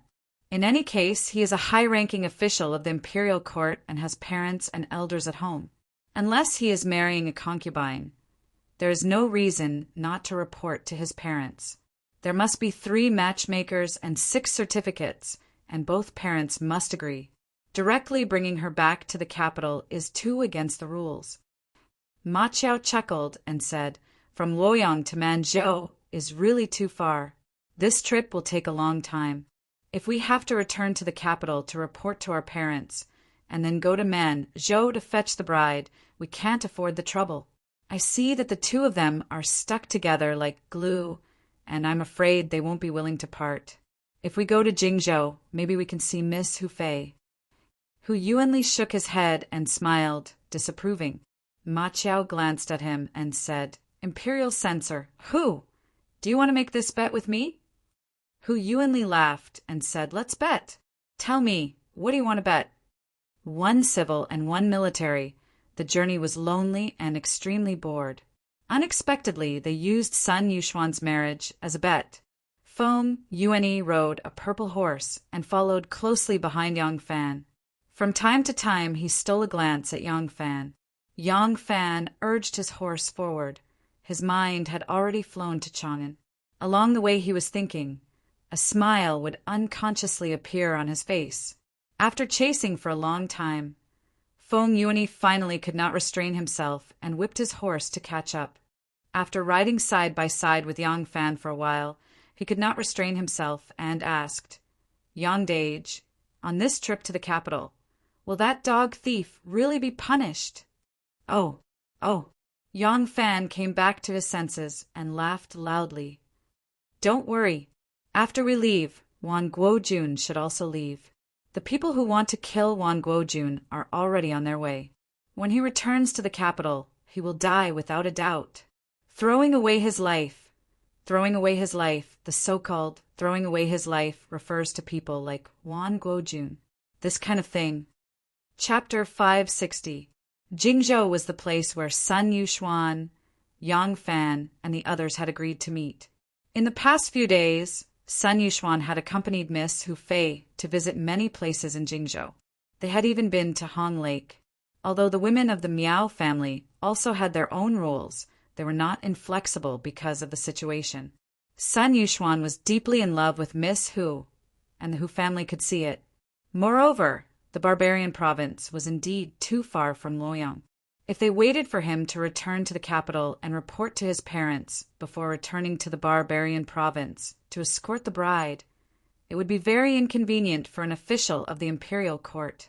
Since Miss Hu Fei did not object, Father Hu agreed to let him take Fei, or back to the capital first. Miss Hu was lively and cheerful. With such a beautiful woman, Sun Yushuan was also filled with youthful vigor. Every day, he accompanied her to tour the mountains and rivers, and they were inseparable. Although they had not bowed to heaven and earth and had not become husband and wife, the relationship between the 2 was advancing at a tremendous pace. The 2 stayed in the inn and learned that Yang Fan would be rushing to Jingzhou the next day. Sun Yushuan knew that Yang Fan's wife was about to give birth, so it was impossible for Yang Fan to stay in Jingzhou. He wanted to enjoy a warm world with his beloved woman before he arrived, so he took Miss Hu Fei out to play early in the morning. The place the 2 went to was Guan Di Temple. The 2 had not been to this place before because Sun Yushuan had brought Miss Hu Fei to tour the mountains and rivers for the past few days. Guan Di Temple held 2 large temple fairs every year. Over time, it had become a bustling commercial area. There were all kinds of vendors in front of Guan Di Temple. There was a dazzling array of goods, and the streets were very lively. Miss Hu Fei was beaming with joy when she saw the scene. In fact, in the past few days of sightseeing, Sun Yushuan wanted to find a place with an elegant environment as much as possible. However, when it came to mountains and rivers, Miss Hu Fei had lived in the mountains since she was young. How could she be as carefree and happy as him? Instead, she accommodated him more. Now, visiting the temple fairs was a girl's favorite. When Sun Yushuan saw Miss Hu's happy expression, He also felt inexplicably happy in his heart. He liked the way this girl looked when she was in high spirits. Miss Hu Fei looked around. She liked all kinds of cloth, silk, pouches, hair ornaments, and even small handicrafts that Sun Yuxuan had disdained. Sun Yuxuan's gaze was fixed on Miss Hu Fei. The more he looked, the more he liked her. Out of the way, out of the way. Two men dressed in green robes, who looked like ordinary servants, were leading the way. Behind them, two scribes in round-collared robes, holding fans, slowly walked over. Sun Yuxuan's arm was pushed, and he subconsciously dodged to the side of the road. He didn't get angry and just turned his head to look. Just one look, and he seemed to be paralyzed, standing there in a daze. Sun Yuxuan immediately recognized that the two servants dressed in green were from the serious faces and the way they walked. The servants of ordinary, rich gentry definitely didn't have this kind of prestige that was unique to the family of an official. However, it was common for officials to travel incognito, so he wouldn't be so surprised. The reason why he was stunned was because he glanced around. When he was about to turn his head, he unexpectedly saw a familiar person who shouldn't be here. Wang Hongyi. Because of corruption, Wang Hongyi was exiled to Jingzhou. Because of the dispute between the censorate and the political affairs station, after paying the price of Su Weiwei, Cui Yuanzong, and Zhang Shi, he was locked up by Yang Fan from the court. Then he was impeached by Li Zhaoda and was exiled to Jingzhou, never to be released again. Sun Yuxuan thought that he had seen wrongly and thought that this person only looked like Wang Hongyi. But he looked straight ahead and saw that the person was talking to a middle-aged scholar beside him with a light smile. His expression, temperament, and actions were exactly the same as Wang Hongyi. This couldn't be wrong. When the two of them passed by him, Sun Yuxuan even heard the middle-aged scribes call this person who looked exactly like Wang Hongyi, Brother Hongyi. This couldn't be wrong. This person really was Wang Hongyi. Wang Hongyi, according to the time, he should be on the road to Jiaoji right now. If he could endure the torture, then he should be walking step by step to Jiaoji in a month or two and spend the rest of his life there. How could he appear here and receive such hospitality? Hu Fei held a small statue of Guan Yu in her hand. She turned her head to Sun Yuxuan and said, "Brother, do you think this looks good? I want to buy one. We have heard of the story of Guan Yu losing Jingzhou due to carelessness." Although the statue of Guan Yu in her hand was small, it had a long beard, red face, reclining silkworm eyebrows, red phoenix eyes, and a green dragon crescent moon blade in its hand. It was majestic and full of charm. Sun Yuxuan didn't have time to say more. He threw a few coins on the stall and pulled Hu Fei's small hand. "Let's go." Hu Fei saw his serious expression and couldn't help but restrain her smile. She lowered her voice and asked, "Brother, what happened?" Sun Yuxuan shook his head and didn't answer. He only followed Wang Hongyi until he and the official in civilian clothes entered Guan Yu Temple. It was not easy to hide in Guan Yu Temple. If they followed, they would inevitably be seen by Wang Hongyi. Has Wang Hongyi been pardoned?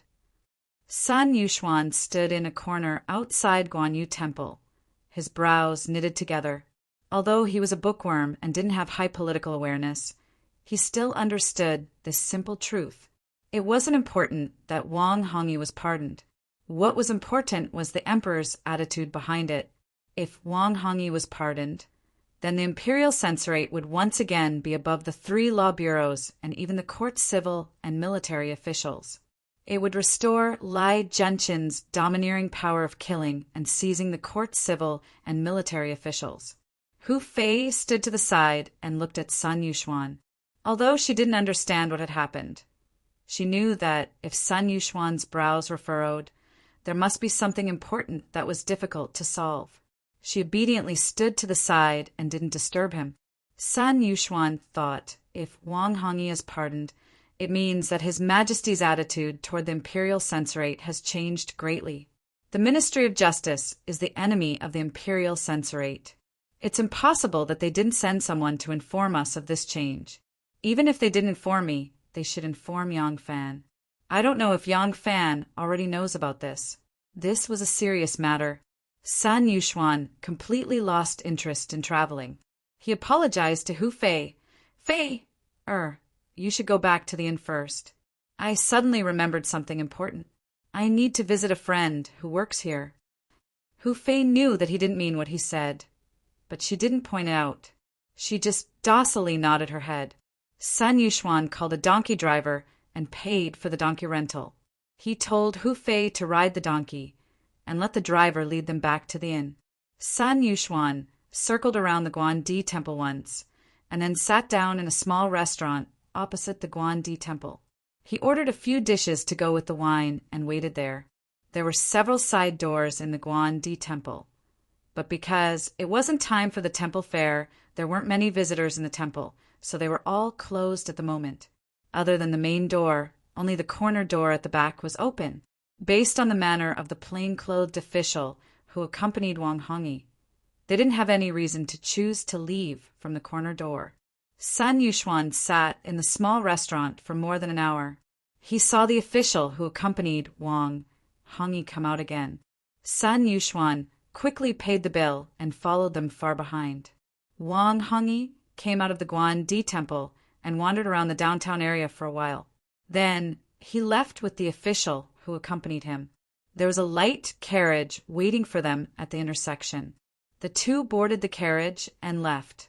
Sun Yuxuan hurriedly rented a donkey and got the horse driver to follow behind the carriage. The carriage traveled in the city for a while and arrived at a manor. Someone came out to welcome them. Wang Hongyi and the official got off the carriage and entered. Sun Yuxuan pretended to pass by the manor and rode the donkey to the front of the manor. When he raised his head to take a look, he was immediately shocked. So this was the Jing Province provincial governor's manor. Sun Yuxuan had come to Jing Province this time to have fewer social engagements and more private time with Miss Hu Fei. Therefore, he only stayed at the inn and didn't meet the local officials. Otherwise, he might not recognize the other people, but he would definitely recognize the person accompanying Wang Hongyi in front of the Guandi temple. This person was the Jing Province provincial governor, Fan Guang. Sun Yuxuan didn't say anything else. He went around the provincial governor's manor and rushed to the inn he was staying at.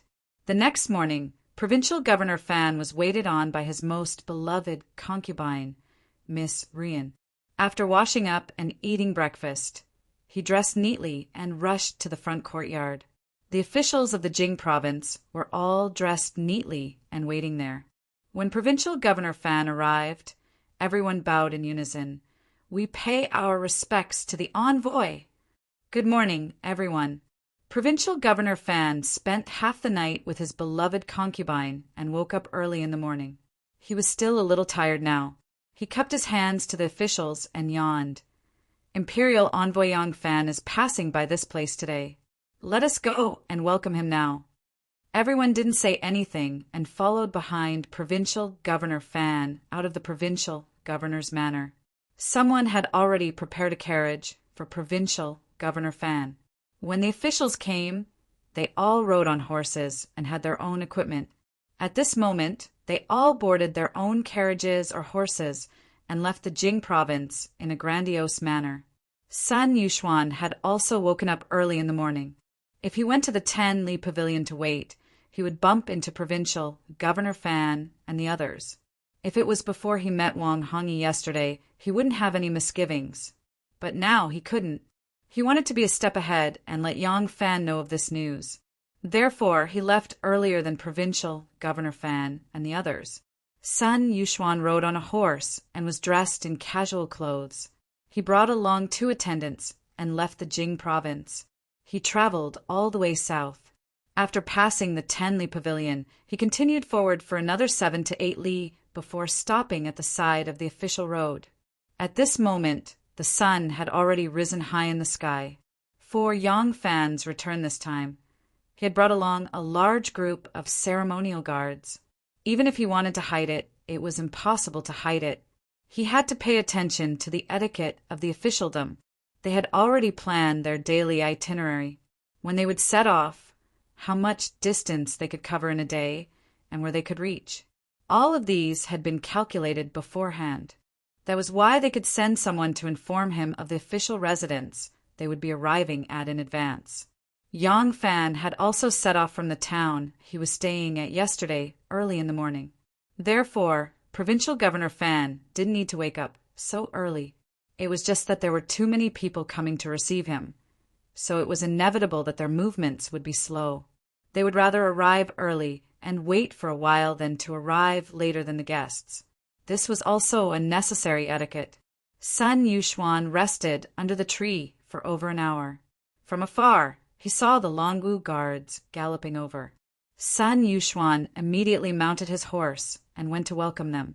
Sun Yuxuan passed through the Longwu guards formation and came to the front of Yang Fan's horse. He was just about to speak when Hu Yuanli and Ma Qiao excitedly galloped over. They asked in unison, "Dr. Sun, did Miss Hu Fei follow you to Jing Province?" Chapter 561. Hu Yuanli and Ma Qiao asked at the same time, leaving Sun Yuxuan dumbfounded. He replied in astonishment, You already know." "Ha!" Ma Qiao clapped his hands and laughed. "Censor Hu I win. This banquet you're treating for sure." Hu Yuanli shook his head and sighed. "Brother Sun, oh brother Sun, you really surprised me. Why are you not as mature as a young man when you are middle-aged?" Sun Yuxuan was puzzled. "Have you already sent someone to Jingzhou? Otherwise, how would you know that Miss Hu is with me?" Yang Fan whipped his horse and smiled. "Brother Sun, you don't need to pay attention to them. They are bored and used you as a wager. Why would Brother Sun travel so far to welcome us? Aren't you being too polite?" Yang Fan looked behind Sun Yuxuan. There was a lush green hill with a few people and a few mule carts on the official road. There was not even a shadow of Jingzhou. Sun Yuxuan's face tightened when he heard Yang Fan's question. He hurriedly said, "Dr. Yang, guess who I saw in Jingzhou?" Yang Fan, Hu Yuanli, and Ma Qiao looked at each other. "Who did you see?" Sun Yuxuan said word by word, "Wang." "Wang Hongyi?" Hu Yuanli cried out. "How is that possible? Are you sure you saw the wrong person? Wasn't Wang Hongyi banished to Jiaoji?" Sun Yuxuan said, "I can't be wrong. Because of this I have my suspicions. Yang Langzhong, have you received the imperial bulletin about Wang Hongyi's pardon?" Yang Fan shook his head with a serious expression. By this time Hu Yuanli had figured out the crux of the matter. His countenance changed as he said, "The censorate toppled Su Weiwei and the other two prime ministers. The Political Affairs Hall retaliated by executing Ho Siji and exiling Wang Hongyi. Wang Hongyi has been pardoned. Could it be that something happened in the imperial court? Could it be that Prime Minister Li?" Yang Fan believed that if something happened to Li Zhaoda, or if the emperor was inclined to put the imperial censor in an important position due to some unforeseen event, he would definitely receive the news. Right now he had connections with various factions. Princess Taiping, Liang Wanggu Sansi, Li Zhaoda, and the Ministry of Justice of the Prime Minister faction, Shuihuai's White Horse Monastery, and Shen Mu's hidden sect. If such a major event had happened in the court, at least one of the factions would have told him the news. But in reality, he had come here with the grandeur of an imperial envoy, so it was not difficult to find him. However, he had never heard of any major changes happening in the court. Ma Qiao also knew a thing or two about Wang Hongyi's matter. Seeing the three of them change their expressions and their suspicious expressions, he couldn't help but ask doubtfully, if there were no changes in the court, would Wang Hongyi not be pardoned? Yang Fan said, "Of course. Otherwise, how could Prime Minister Li agree to pardon Wang Hongyi? How could all the civil and military officials in the imperial court agree?" Ma Qiao said, "Then maybe he is unwilling to leave and is staying in Jingzhou, unwilling to go south." Yang Fan, Hu Yuanli, and Sun Yuxuan looked at him as if they were looking at an idiot. Ma Qiao raised his eyebrows and said, "Why are you all looking at me like that?" Yang Fan said, "When he is sent to Jiaoji, there will be bailiffs escorting him from prefecture to prefecture. One prefecture will escort the criminal to the next prefecture, and the next prefecture will send officials to continue the delivery. If the criminal is not delivered, the official business will not be completed. If he wants to stay in Jingzhou and not leave, how is that possible? He is just a prisoner. How can he make his own decisions? Sun Yuxuan added, not only is he enjoying himself in Jingzhou, but the provincial governor of Jingzhou, Fan Guang, is treating him like an honored guest. Ma Qiao said, this is strange. You all said that it is impossible for him to be pardoned, and it is impossible for him to stay because he wants to. Then how can he be enjoying himself in Jingzhou, and even be treated with such courtesy by the provincial governor, unless he forged an imperial edict and pardoned himself? Ma Qiao's words were getting more and more ridiculous. Hu Yuanli and Sun Yuxuan no longer looked at him like he was an idiot and pretended not to hear him. Yang Fan shook his head and said to Sun Yuxuan, I really don't know anything about Wang Hongyi. You don't have to be anxious. If something really happened, it has already happened. There is no point in being anxious. Let's talk about it when we reach Jingzhou. Sun Yuxuan had no other ideas and could only agree. The group continued north. An hour later, Shirley Pavilion was in sight. Under the pavilion, they could faintly see a group of officials dressed in red and green robes waiting there. Yang Fan saw from afar and suddenly had a flash of inspiration. He blurted out, do you think Wang Hongyi will be among the welcoming officials? Hu Yuanli and Sun Yuxuan looked at each other. Sun Yuxuan hesitated and said, Wang Hongyi has never been on good terms with us. I'm afraid he won't come to welcome us, right? Yang Fan shook his head and said with a smile, not necessarily. If this person has really been pardoned, even if he has not been reinstated, since he knows I am coming, he will definitely come to Shirley Pavilion to see me. Hu Yuanli had worked in the censorate for a long time and knew Wang Hongyi's character. With Yang Fan's words, he also reacted and blushed. That's right. If this person is Wang Hongyi. Sun Yuxuan cut him off. There is no if. It is him. Hu Yuanli said, then if he has really been pardoned, he will definitely come to welcome us. Ma Qiao stared with a pair of ox eyes and said, why? Could it be that he has learned his lesson after suffering such a big loss? Sun Yuxuan also understood at this time. His eyes flashed as he said, that's right. If his presence in Jingzhou is an honorable matter, he will definitely come today. Ma Qiao was so anxious that he scratched his ears and cheeks. He shouted, what are the three of you trying to do? Can't you say it more clearly? Hu Yuanli and Sun Yuxuan looked at him as if they were looking at an idiot, but they did not explain. Yang Fan smiled and said, Brother Qiao, you don't understand this person and naturally don't understand the reason. The reason is actually very simple. The people on the left of the censorate are all ruffians that Lai Junqin gathered. These people are all people who can't hide anything in a dog's stomach. If he has really been pardoned and returned, even if he has not been reinstated, it would be a great victory for him. It would be strange if he didn't come to Shirley Pavilion to show off. Only now did Ma Qiao understand. Provincial Governor Fan was resting in the pavilion when he suddenly saw the banners fluttering in the distance and the orderly procession.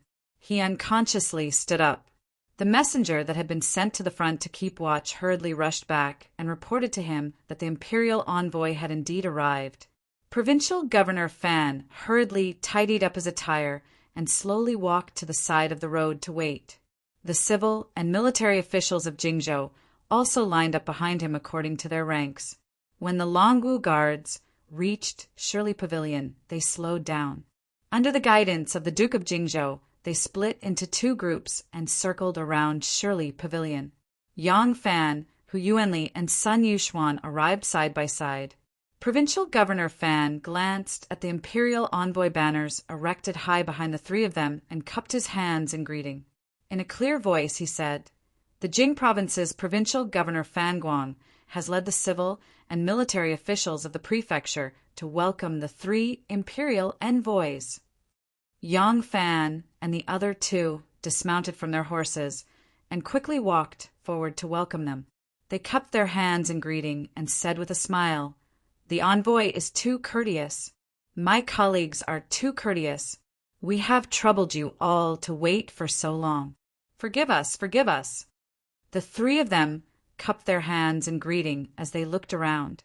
Provincial Governor Fan was standing right in front of them, but he saw the three of them cupping their hands in greeting while looking behind him. He couldn't help asking in curiosity, are the three imperial envoys looking for something?" "Ah, haha, it's nothing, it's nothing. We are just passing by a treasured land and have troubled so many of our colleagues from Jingzhou to welcome us. We really feel bad for mobilizing such a large force." Yang Fan retracted his gaze and answered perfunctorily. Provincial Governor Fan could tell that he wasn't being sincere. However, he only wanted to do his best as a host and welcome the imperial envoys according to the etiquette of the imperial court. He wasn't concerned about what this passer-by was thinking. Therefore, he only smiled slightly and respectfully said, "This Fan has already prepared a banquet to welcome the three imperial envoys. Please, please." Yang Fan and the other two politely returned the greeting.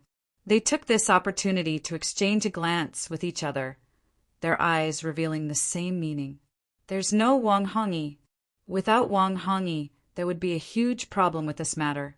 Under the accompaniment of Provincial Governor Fan and the others, Yang Fan's group headed for the city of Jingzhou. Looking at the back view of Ma Chiao, who was striding proudly in front of the Dragon Martial Guards, a strange thought suddenly flashed through Yang Fan's mind.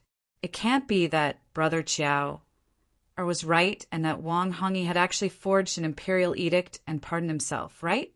As soon as this thought surfaced in his mind, Yang Fan laughed involuntarily.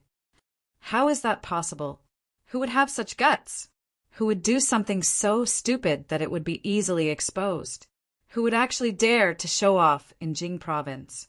Fan Guang asked with a smile, "Why is Yang Langzhong laughing?"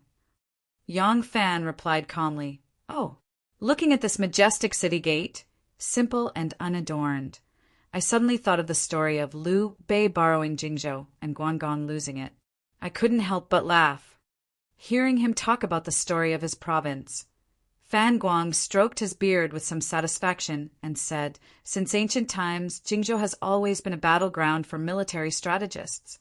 As a result, there are many historical sites left behind, such as General's Culling Platform, Horse Pao Spring, Chow Chow Stockade, Willeen Spring, Xilongang Hill, Huarong Path, Madam Sun Town, etc.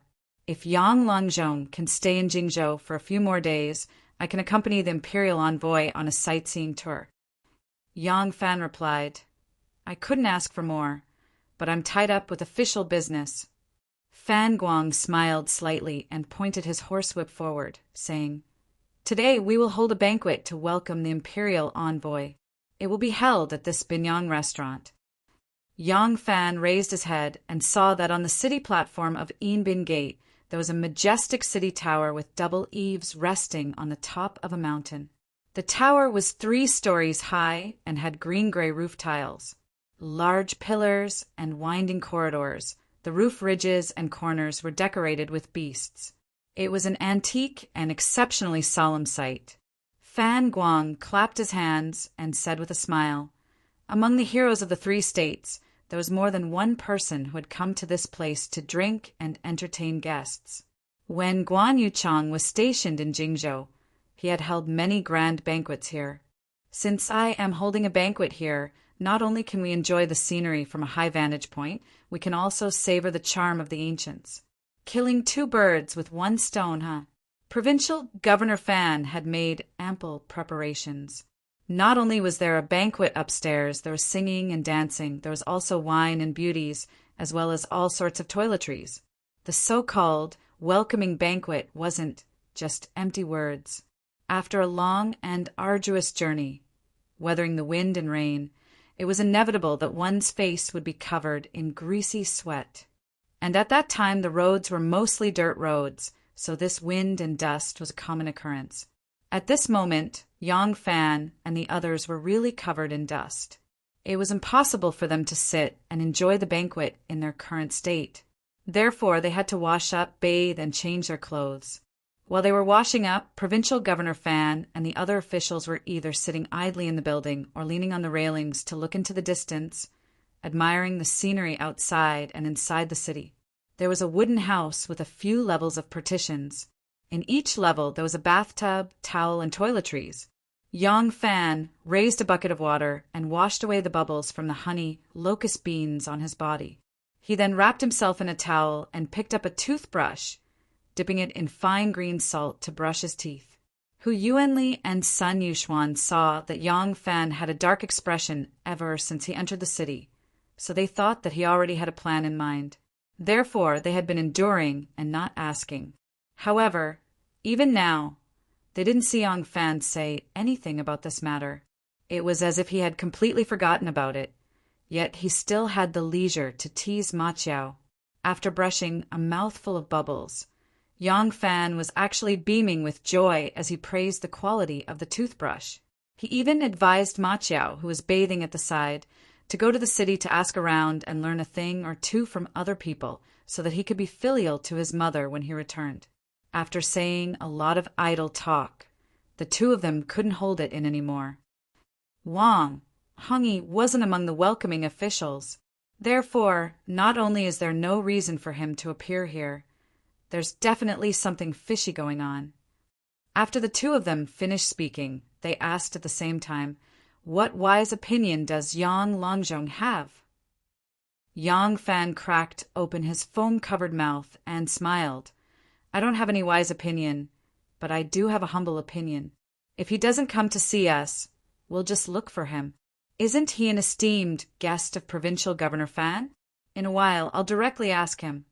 Hu Yuanli hesitated. "Wouldn't this be too abrupt?" Yong Fan replied, "Why be so wishy-washy?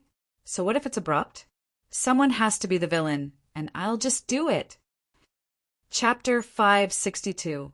Yong Fan and the others had already finished bathing and felt refreshed. They changed into light robes and returned to the main building. The host and guests all took their seats and exchanged pleasantries. Fine wine and delicacies were served up like flowing water. Provincial Governor Fan smiled and said, "The 3 imperial envoys have lived in the Shindu for a long time and must have tasted all the best delicacies and fine wine in the world. In order to entertain the 3 imperial envoys, I have spent a lot of effort. Even though these dishes can't compare to the delicacies of the capital, they're the local delicacies of my Jing province. I believe the few of you have not tried them before." Provincial Governor Fan picked up his chopsticks and pointed at a dish in front of him, introducing, "This is lily fish cake. It is said that it was made by Nuying in ancient times for Empress Huang. King Zhuang of Chu also loves this delicacy and named it as the #1 delicacy of the Chu royal court. It is fresh and fragrant, tender and smooth, fragrant and delicious. This cone meat is also a local specialty. The meat is as thin as paper and shaped like a shuttle. It is golden in color, and the meat is soft, fatty, but not greasy." Yong Fan interrupted with a smile. "Envoy has really gone through a lot of trouble. Ah, this official has been observing the entire hall. Imperial Censor Wang Hongyi is an old friend of mine. Why is he not here?" Getting straight to the point, he didn't beat around the bush or ask if Wang Hongyi was in Jing province. With a single sentence, Yong Fan was certain that Wang Hongyi was in Jing province. Furthermore, he went straight to the point and asked about his whereabouts. Even though Sun Yuxuan and Hu Yuanli were mentally prepared, they were still stunned by Yong Fan's question. Provincial Governor Fan was even more stunned. He raised his chopsticks and stared blankly for a moment before saying unnaturally, "Ah, Imperial Censor Wang was originally going to come, but he caught a cold and wasn't feeling well, so he didn't come." Yong Fan asked in surprise, "Brother Hongyi is sick? Is he staying at the envoy's residence?" Provincial Governor Fan nodded and said, "That's right." Yong Fan said, "Since that's the case, this official should go and pay a visit after the banquet." With that said, Yang Fan raised his cup and stood up with a face full of smiles. He said to the crowd, "We are passing through Jingzhou on official business. I will have to trouble my colleagues from Jingzhou to host a banquet to welcome us. This young imperial censor Hu and Dr. Sun are extremely grateful. For the first cup of wine, let us first toast the envoy and all of you." Hu Yuanli and Sun Yuxuan also raised their glasses and stood up in unison. The banquet began and music began to play. The officials took turns toasting each other, and the atmosphere was extremely lively. Ma Qiao sat in the lower seat. After receiving a glance from Yang Fan, the atmosphere of the banquet had just become lively, so he used the excuse of urinating to escape. Bringing along a dozen or so of his trusted aides, he left Binyang Restaurant and headed straight for the provincial governor's manor. Suddenly, the gatekeeper of the provincial governor's mansion saw a dozen or so soldiers appeared outside the mansion's gate. Looking at the uniform and the belt, one of them seemed to be a military officer. The gatekeeper hurriedly went out to welcome them. After asking around, the gatekeeper found out that the provincial governor and the imperial envoy had met very happily today at Binyang Restaurant and had sent someone to invite imperial censor Wang to attend the banquet. The gatekeeper knew that the provincial governor had left early in the morning to welcome the imperial envoy. Although he felt that it was strange that the provincial governor did not send someone to welcome imperial censor Wang, and instead the imperial envoy sent someone to welcome imperial censor Wang, he did not take it to heart. In his opinion, the imperial envoy came from the capital, and imperial censor Wang also came from the capital. Presumably, it was because the two had a closer relationship. The gatekeeper opened the middle door and welcomed the soldiers in. He summoned a green-clothed servant and led the soldiers to the guest quarters to see Wang Hongyi. Wang Hongyi was in his room, drinking by himself, when someone suddenly said from outside, "Imperial censor Wang, my family Zaleng is currently holding a banquet at the top of the city walls. The imperial envoy has specially sent someone to invite the imperial censor to attend the banquet." Before he had finished speaking, Ma Qiao barged in with his men.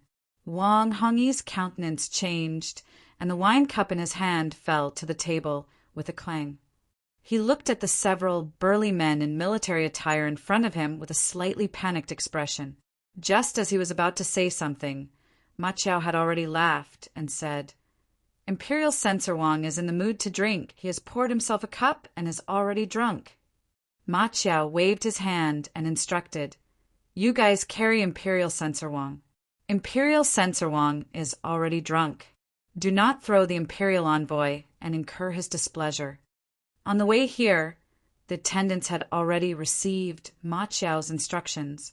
Immediately, two men stepped forward, one on the left and one on the right, and carried Wang Hongyi away. The green-clothed manservant who was leading the way felt that it was somewhat rude to invite a guest in such a manner. However, he did not think too much about it. He only knew that the military masters in the capital had this kind of boorish temperament. As soon as Wang Hongyi was carried away, he knew that the situation was not good. His face immediately turned deathly pale. He did not make a fuss. What was the use of making a fuss? Once his disguise was exposed, even Provincial Governor Fan would not protect him. Yang Fan was on the top of the city wall, drinking wine with Provincial Governor Fan and the other officials of Jing Province. It was a joyous and harmonious atmosphere. Ma Qiao suddenly pressed down on his saber and strode into the hall, his expression stern. Behind him were two soldiers, one on the left and one on the right, holding Wang Hongyi. Seeing this situation, the joyous chatter and laughter in the hall immediately stopped. The dancers and musicians who had been separated stared blankly at their master. Provincial Governor Fan straightened his body in astonishment. He looked at Yang Fan, who still had a faint smile on his face, but his gaze was as sharp as a knife. He then looked at Wang Hongyi, whose arms were being held by two burly soldiers, his expression ashen and extremely unnatural. With a wave of his hand, he dismissed the dancers and asked in bewilderment, "Yang Langzhong, what are you?" Yang Fan did not answer. He only said to Wang Hongyi, Imperial Censor Wang. I trust you have been well since we last met. Wang Hongyi struggled fiercely, but was unable to break free from the 2 pairs of iron pincer, like large hands. He then put on a fierce front and shouted, Yang Fan, you ordered people to capture this official. What is your intention? Provincial Governor Fan's gaze wavered for a moment before he calmed down. He quietly sat at the side and did not say another word. At this point, if he still could not understand that there was something fishy going on between the 2 of them, then he could forget about being a provincial governor. Provincial Governor Fan originally did not know much about the conflict between Wang Hongyi and Yang Fan. When he found out that Yang Fan was coming, he had mentioned this matter to Wang Hongyi and invited him to welcome him together. Unexpectedly, Wang Hongyi was very unhappy when he heard this. He coldly laughed and said, What kind of thing is this Yang Fan? If he comes, I will go welcome him. I don't want to see him. With just one sentence, Provincial Governor Fan understood. From this, it could be imagined that Yang Fan and this Wang Hongyi were definitely not on good terms. Since that was the case, there was indeed no need for him to go meet him. The reason why Wang Hongyi was able to safely stay in the provincial governor's residence was also because of this sentence. Since he knew that the 2 of them were not on good terms, then Provincial Governor Fan would definitely not seek trouble by mentioning a few words about him in front of Yang Fan. From the start to the end, it was impossible for Yang Fan to know that he was in Jing province. However, he had never expected that when he was touring the Emperor's temple yesterday, he had already exposed himself. With a single question from Wang Hongyi, Yang Fan really could not do anything to him. As an imperial envoy, he was responsible for inspecting the various officials and the various patrolling imperial censors that were related to the officials. There was no reason for him to take charge of everything in the world and interfere with everything he saw. If he did not give a reasonable explanation for today's matter, then he would be abusing his authority. However, Yang Fan had his own ideas. He turned to Hu Yuanli and said, Imperial Censor Hu, as the supervising Imperial Censor, I am responsible for inspecting the officials of the internal and external departments in the capital. Outside, I am responsible for inspecting the local areas, supervising the provinces and counties, testing the officials, impeaching illegal acts, and maintaining discipline. Today, I will have to trouble you with this strange matter. Yang Fan did not have the authority to investigate Wang Hongyi's matter, but Hu Yuanli did. As an imperial censor, Hu Yuanli's job was precisely this kind of task. Wherever he went, he could investigate that place.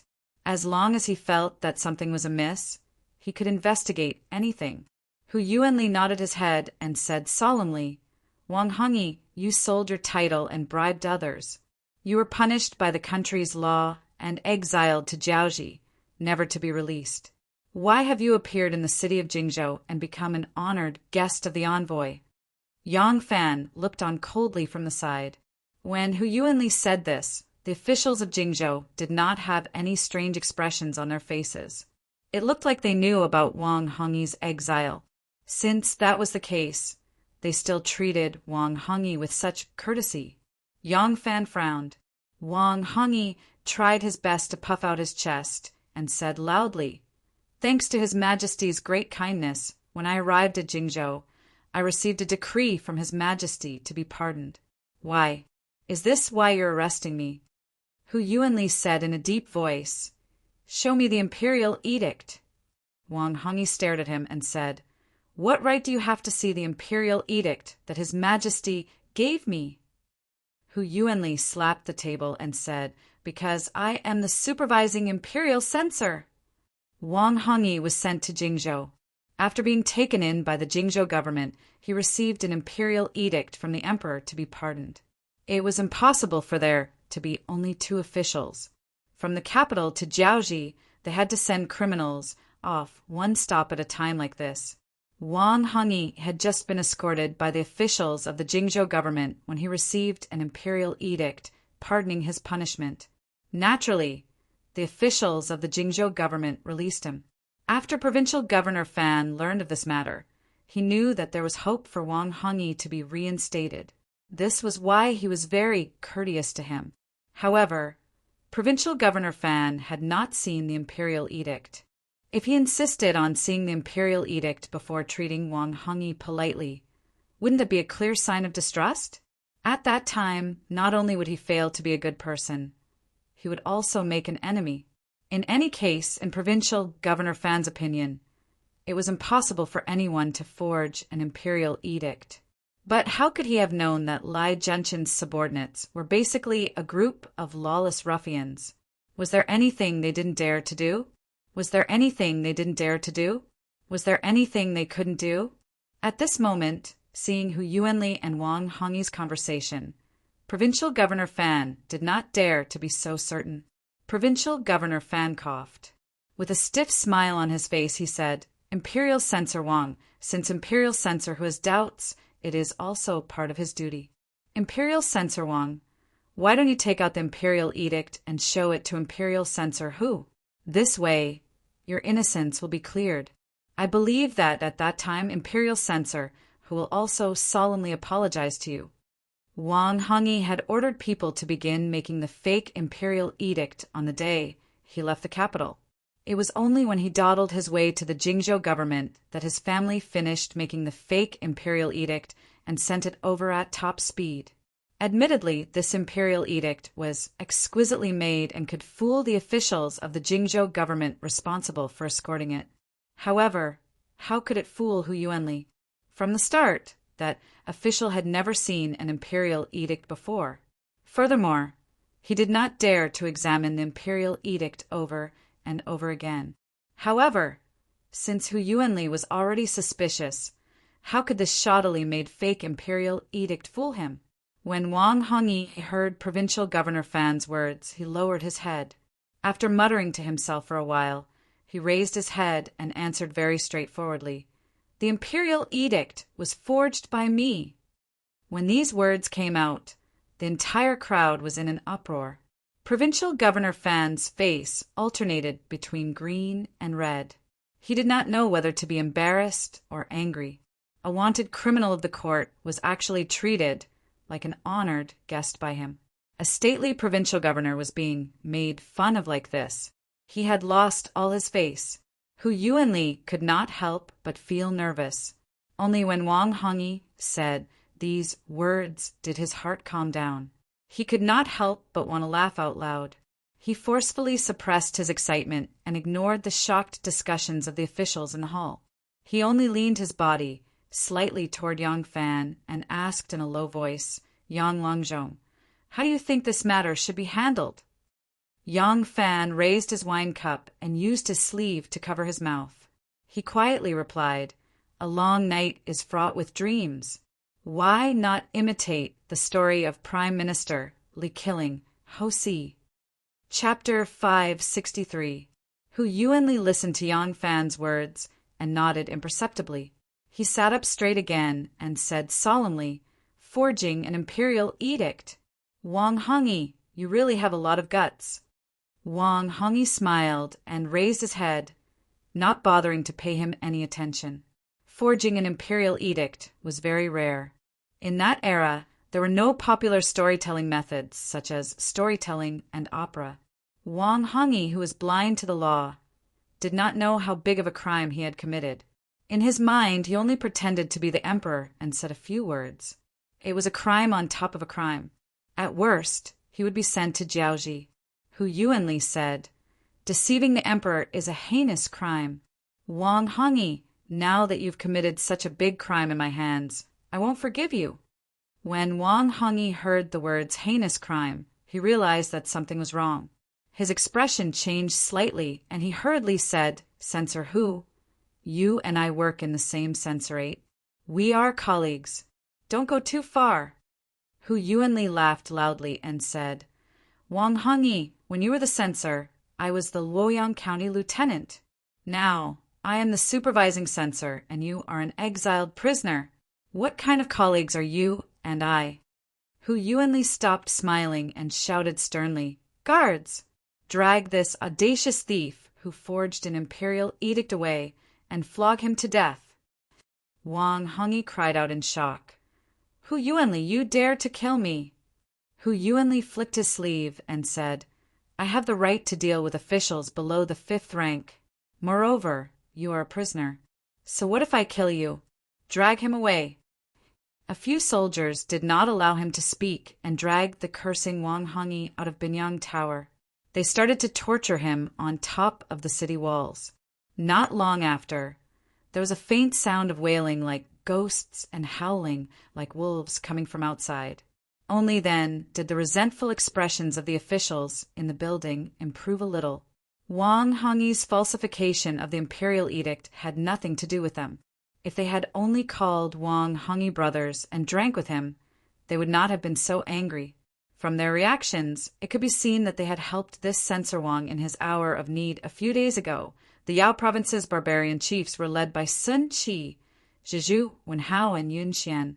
They led a dozen or so chieftains, as well as a few cave masters and stream masters from the barbarian provinces Xiamen, and 5 or 6 chiefs from the Lingnan's Liliao.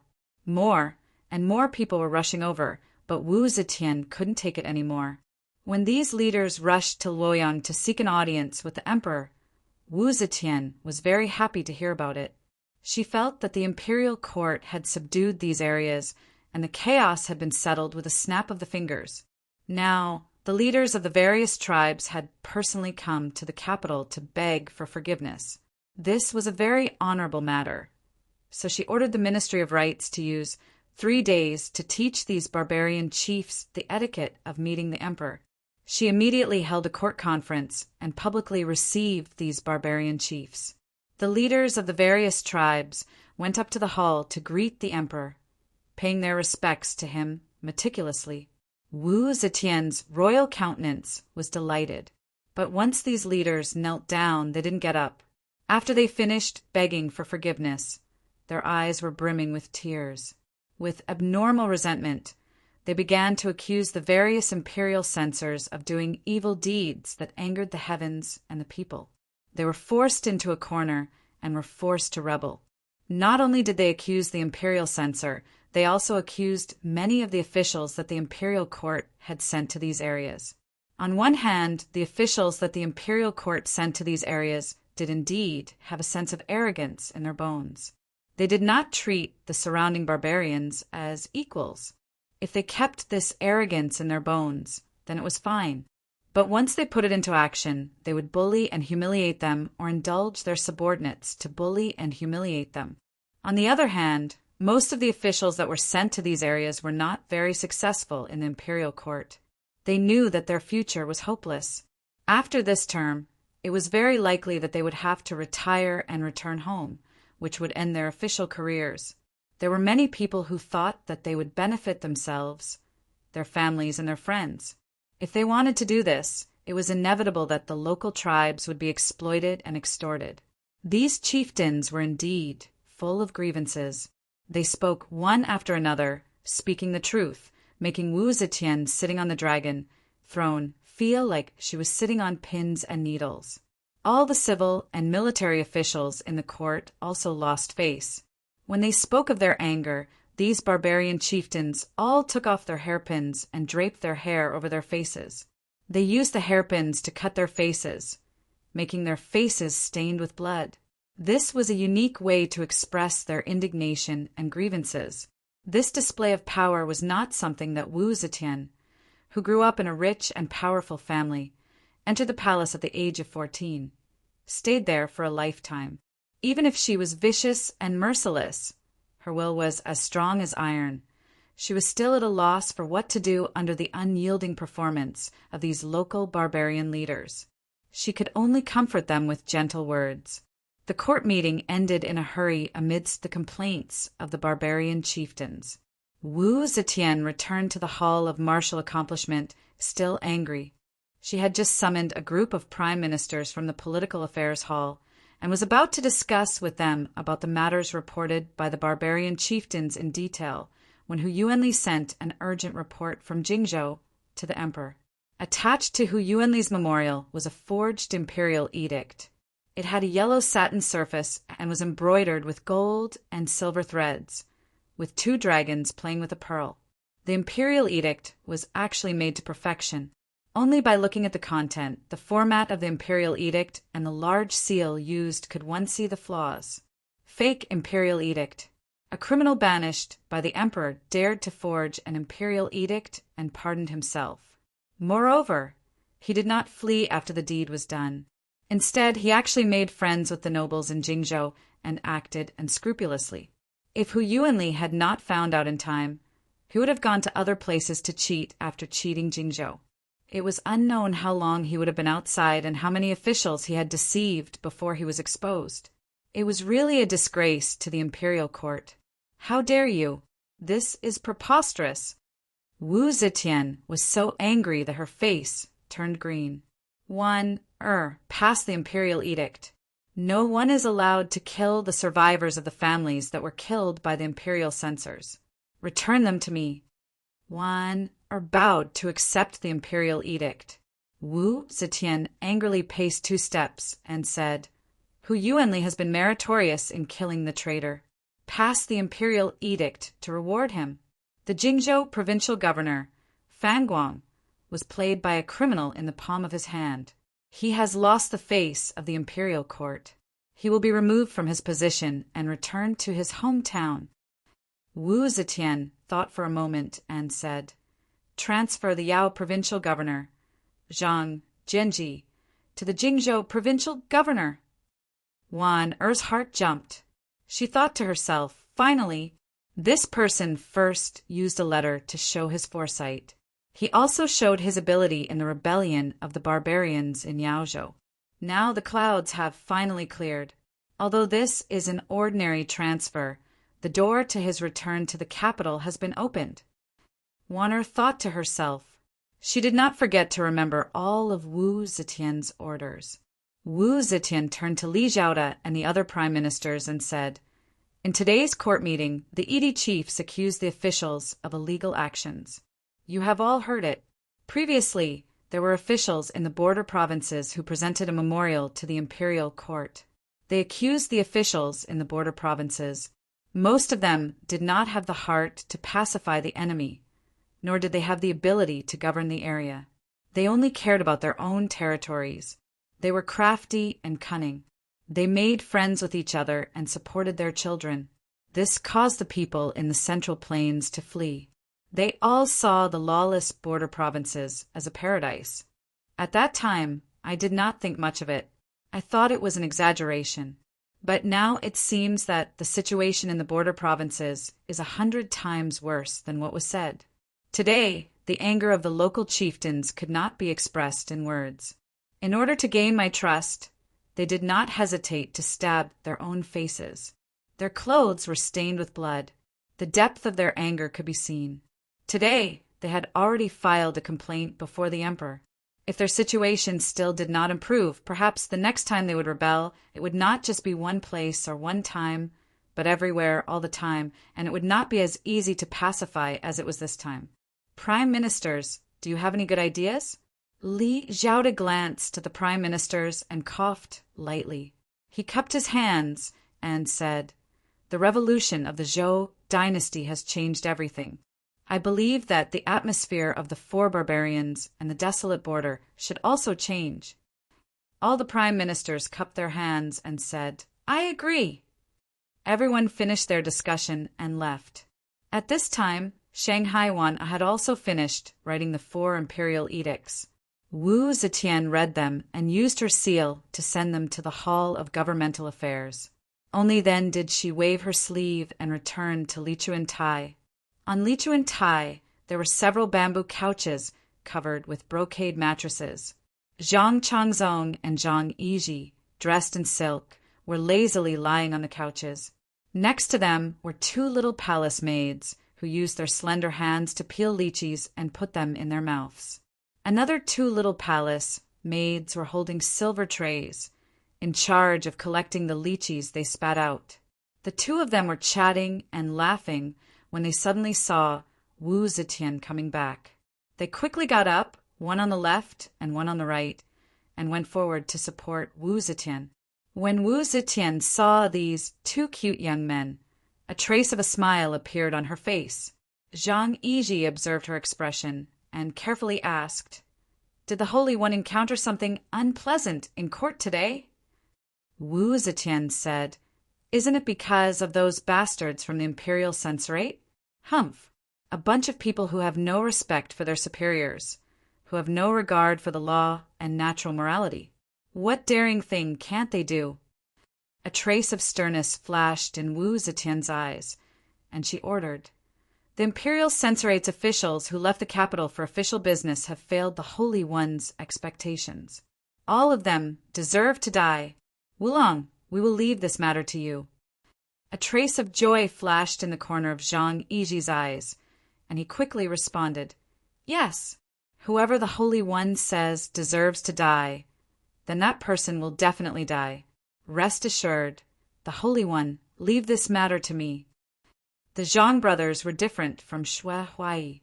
They were true sons of an aristocratic family, so naturally they had a lot of connections to use.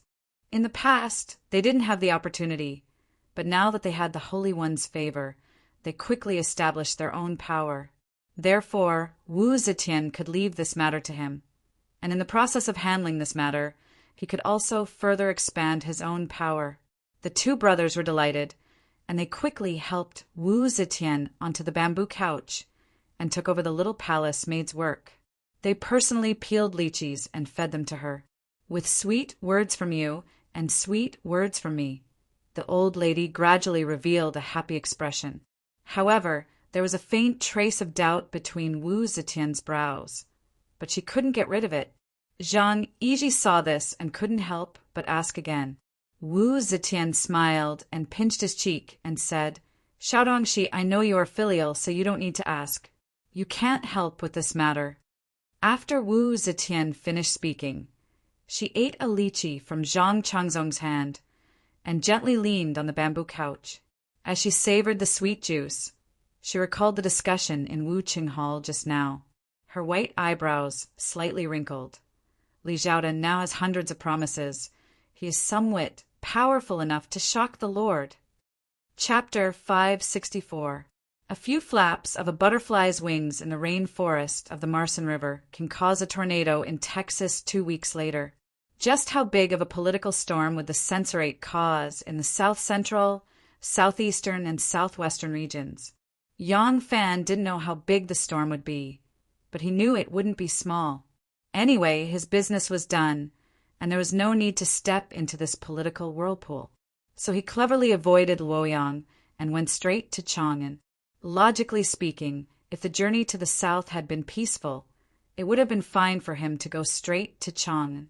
However, so many things had happened on the way south. A dutiful, or perhaps a shrewd, official should return to the capital and appear in front of his emperor in time. Whether it was listening to inquiries or offering advice, this was the duty of an official, and only then could he get the emperor's favor. For Yang Fan, the emperor's favor was far less tempting than the moment his own flesh and blood looked at him the moment he was born. Moreover, he was the one who followed the censorate to put out the fire. After he killed 2 imperial envoys, he was also the one who persuaded the chiefs of Yaozhou, Manzhou, and Panzhou to burn the divine palace of Wanqiang. Returning to the capital at this time, there would be many benefits, but there would also be many risks. It was better to avoid trouble. So, with the excuse that Wu Zetian's original instructions were not clear, and there was no clear explanation on whether Princess Taiping needed him to escort her back from Chang, and Yang Fan decisively went to Chang. However, he didn't know how big the storm was. Could he avoid it by hiding in Chang'an? The wind was shapeless, the clouds were formless, and the world was impermanent. Who knew if he would step into an even more complicated and dangerous whirlpool with this step? He arrived at Chang'an. When he first entered Chang, and Yang Fan almost thought he was back in Luoyang. Everything here was so similar to Luoyang.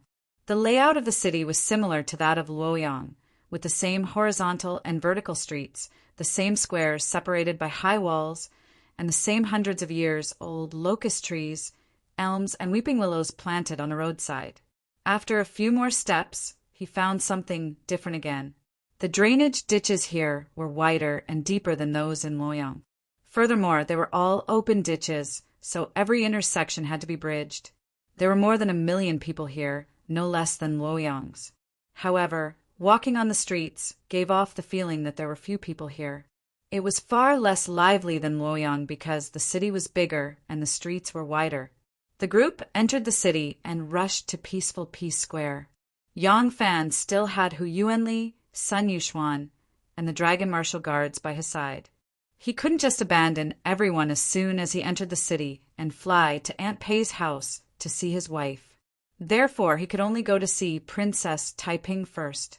Princess Taiping's mansion was in Pinkong Lane, turning into peaceful Peace Square along the 100-pace-wide Vermilion Bird Avenue. The feeling of being sparsely populated was instantly swept away. It was a completely different feeling inside the square and on the street. Compared to the several squares they passed by along the way, it was also very different. People came and went here, and it was very lively. Wine flags fluttered in the wind. Hu Ji, dressed in exotic ethnic clothing, waved at you enthusiastically. When you walked past them, her charming smile, intoxicating blue eyes, and the deep cleavage on her towering breasts, mixed with the fragrance of the wine wafting from the shop, would still float endlessly in your mind. The exotic beauty's charm had yet to fade away when 2 young married women wearing fengli came slowly, followed by 2 young maidservants in green clothes. A brimmed hat and a thin black veil extended from the brim of the young married women's hat to their knees, shrouding their entire bodies. Their figures were slim and graceful, and their charm was boundless. Compared to the wine-selling Hu Ji, this kind of married woman, with the rich, ancient style of the Qin and Han dynasties, had a different flavor. Musical instrument shops, bookstores, jewelry shops, porcelain shops, wine shops, porridge and biscuit houses, row upon row. There were not only Tangs on the streets, but also Turks, Hueha, Tocharians, Sogdians, and even Kunlun slaves, Korean maidservants, Persians, Nudlini, foreign monks, Taoists, and so on. There were all kinds of people, as if the whole world had been condensed here. Although Yang Fan became more anxious as soon as he entered Chang, and he could not help but praise such a scene. This Pinkong Lane is so lively. Yang Fan had never been to Chang, and so he did not know that this was the most prosperous and lively place in the whole of Chang, and apart from the eastern and western markets. The reason why Pinkong Lane was so prosperous was that it was a place of pleasure and pleasure. In the whole of Chang, and Pinkong Lane had the most prostitutes. Of course, although Pinkong Lane was the most seductive place in Chang, and it was not the entire lane for prostitutes. The brothels in Pinkong Lane were concentrated in the north, while the south, east, and west were still inhabited by common people. Li Jing, Duke of Wei, Chu Suiliang, Marquis of Yangdi County, Chu Liang, Chancellor of the Imperial College, Kongingda, and other officials who had once served as civil and military officials of the imperial court all lived here. In the royal family, Princess Lanling, Li Shu, and Princess Taiping, Li Lingyue, also had mansions here. The north of Pinkong Lane was the place with the most concentration of brothels. After entering the north gate, there were the 3 sections of north, south, and middle. Most of the brothels in North Chu had a madam and a prostitute. Most of them were mother and daughter, and the daughter inherited the mother's business to make a living. Most of the brothels in South Chu had famous prostitutes. Each prostitute had its own building, just like a study. It was difficult for even the relatives of nobles to get close to them, and their wealth was also frighteningly high. Most of the brothels in Middle Chu had large brothels, and the prostitutes inside were of various grades. Those who were rich could have their own beauties, and those who were poor could also have ordinary, old prostitutes to entertain them. Of course. Upon hearing Yang Fan's words, Censor who had always been serious in speech and manner, revealed a smile that only men could understand. He said, "Brother, this is Pinkong Lane, the gentle land of Chang'an. I remember when I passed the Jinsher examination and saw the list, all the new Jinsher were in high spirits and agreed to go to Pinkong Lane to get drunk and admire the flowers. Ha ha ha, it was a crazy night, a crazy night. Ma Chao curled his lips and said, You scholars have really become stupid from studying. You can't find any fun at all. You actually enjoy admiring flowers after becoming a jinshi. I wonder what is the most famous flower in Chang. And old Hu, are you admiring the peony or morning glory? Hu Yuanli rolled his eyes at him and said angrily, What a stupid cow! Coming to Pinkong Lane to admire flowers. Of course, it's to admire women's flowers. Ma Chiao said, curiously, Women's flowers? Is there such a flower? This is the first time I've heard of it. Brother Fan, let's go and admire it together later. If it's really beautiful, I'll bring a pot back to Luoyang. Yang Fan could not help but laugh and said, Women's flowers, women are like flowers. The women's flowers that brother, who is talking about, are naturally the beauties here.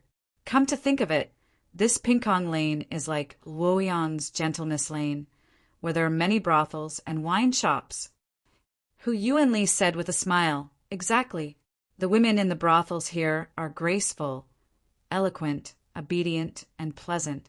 Most of them are proficient in poetry and songs. Whether you are a young hero in the capital, a ruffian in the streets, a scholar, or a rich gentleman, they can all distinguish between people, measure people according to your taste and habits, and coax you so much that you forget to return. When Ma Chao heard that it was a brothel, he rubbed his nose and laughed dryly. Visiting a brothel is just visiting a brothel. Why are you talking about women's flowers? I'm not a scholar. How would I understand those flowers that you drop in your book bags? Since it's a brothel, there's no need to go. There's no need to spend money on them. Hu Yuanli repeatedly shook his head and said, Being young and romantic, after all, when you're old, there's always something to reminisce about. When you reach this old man's age, even if you want to go crazy, you won't have the capital to do so. Sun Yuxuan repeatedly nodded to the side, looking like he deeply agreed. Yang Fan pretended not to see Miss Hu Fei, who was dressed in a soldier's uniform. She had red lips and white teeth, and was very pretty, was riding her horse closer to Sun Yuxuan. Yang Fan asked him loudly, So, when Brother Sun passed the jinshi examination, you also had a romantic life? Sun Yuxuan said with a smile, Haha, which young scholar wasn't like that back then? Once you pass the imperial examination, all of you in the same year have to go. If you don't get drunk in the arms of beauties, how can you repay the years of bitter study? I remember when I went to the capital to take the imperial examination, I lived in Luoyang's propaganda lane and rented a house there to prepare for the exam. During that time, I went to the Wen Wan Fong with several friends.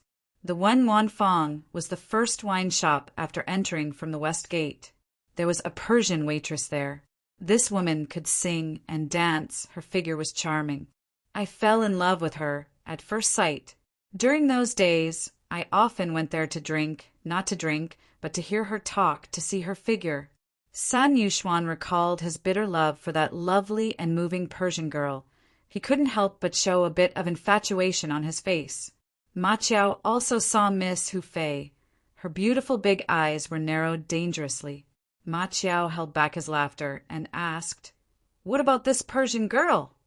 Sun Yuxuan hung his head and sadly said, She was engaged by a rich man from Yangzhou, Shangzhou. The day I passed the imperial examination, I excitedly rushed to the wine shop, but I didn't see her. When I asked the innkeeper, it was as if I was struck by lightning. With a smile that was not a smile, Yang Fan said, I didn't expect Dr. Sun to be such a passionate person. Could it be that you still can't forget her?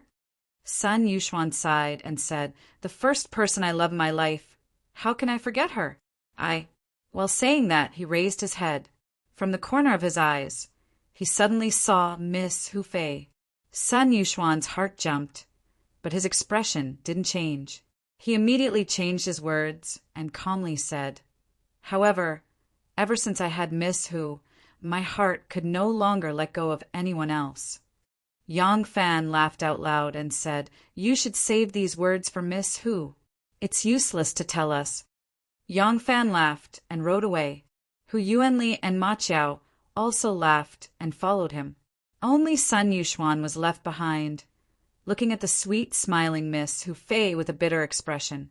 Miss Hu Fei's eyebrows and eyes were also smiling. Her voice was sweet and greasy. I really didn't know brother had so many romantic past. That girl is called Persian, right? It doesn't sound like a Han family name. Where is she from? Compared to her, who is prettier? As Miss Hu Fei was speaking, her pair of slender fingers made a gesture to pinch the soft flesh on Sun Yuxuan's waist. A moment later, a miserable scream sounded in Ping Kong Square, followed by Sun Yuxuan's sorrowful and indignant cry, "The one with the surname Yang, you are not a good friend." Chapter 565. In front of the dressing table, a maid stood behind Princess Taiping, combing her long hair. Taiping had not lived in this mansion much in the past. Ever since she was very young, her father and mother often moved to Luoyang, although she had spent her childhood in Chang, and she was still young at that time and still lived in the palace. When she grew up, married, and received this mansion, she had lived in Luoyang for a long time. However, this mansion was well maintained. Even if she did not come to Chang, and she would pay attention to the repair and maintenance of this mansion every year. After returning to Chang, and this time the mansion only added some daily necessities, and the whole mansion regained its liveliness. In the bedroom, the curtains and bed were dazzling, and the Darien pillows were also luxurious. Behind the 6 jade screens, which were inlaid with gold and inlaid with tortoiseshell shells, was a huge bed with tassels hanging down and curtains hanging high. The bedding on the bed was soft and fragrant, and the silk was glistening. On top of a red sandalwood 5-screen dressing table with cloud patterns, there was a bronze mirror with water chestnut flowers and jade beads. The mirror reflected Princess Taiping's charming and moving face. The reflection of the mirror was like a small mountain, with clouds on her temples and her cheeks as white as snow. Princess Taiping looked at the mirror. From her angle, she could see a figure reflected in the mirror from the side of the screen. The man was wearing a folded headscarf on his head and a long robe with the collar crossed. He was standing with his back bent. He was a man. The man was reporting to Princess Taiping. As soon as the people from the imperial censorate left the capital, they became arrogant. In Jianan, Qianzhong, and Lingnan, they forced Wuman, Baiman, Xiamen, and Liliao to rebel.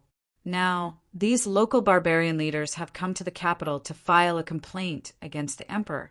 Not only did they file a complaint against the censorate, they even filed a complaint against the officials stationed in these areas, accusing them of being greedy by nature, accusing them of holding their positions without doing anything. The emperor is enraged and has ordered the Government Affairs Bureau to investigate this matter. Princess Taiping sat quietly, listening to his report while opening the mirror. The door on the left of the dressing table opened silently and a wooden maid slid out. Her hair was tied up in a bun, and her arms were placed in front of her. She was holding a face cloth, makeup powder, and eyebrow ornaments in her hands. Princess Taiping took a box of makeup powder from the wooden figurine. When she heard his words, her hand suddenly stopped. She frowned and pondered for a moment before saying slowly, "In other words, a large number of officials in Jianan, Qianzhong, and Lingnan will be dismissed." Taiping waved his hand, and the little maid behind him stopped and took a step back. Princess Taiping's long hair draped over her shoulders as she slowly paced around the room. After this incident, the imperial censorate is completely done for. The officials who are related to the imperial censorate will also suffer misfortune. A large number of officials in the south will be replaced, and there will definitely be a large number of vacancies in the imperial court. Taiping's eyes flickered and gradually brightened. No wonder Ningku, who seldom shows himself, invited me to the banquet. Haha, I'm afraid it has something to do with this. Princess Taiping abruptly turned her head and stared at him. What's happening in the imperial court? The man bowed and said, Wu Qingxi and Wu Sanxi are moving around, but they are not interested in the barren land. They just want to make use of a deal to exchange more vacancies in the imperial court from other factions for their own people. In addition, the Zhang brothers, Zhang Yiji and Zhang Changzong, have already heard the news and are trying to profit from it. However, they have little interest in the official positions outside of the capital. Their plan is the same as Wu Sanxi and Wu Qingxi. They also want to use the method of helping others fight for the local official positions and then plant their own people in the imperial court.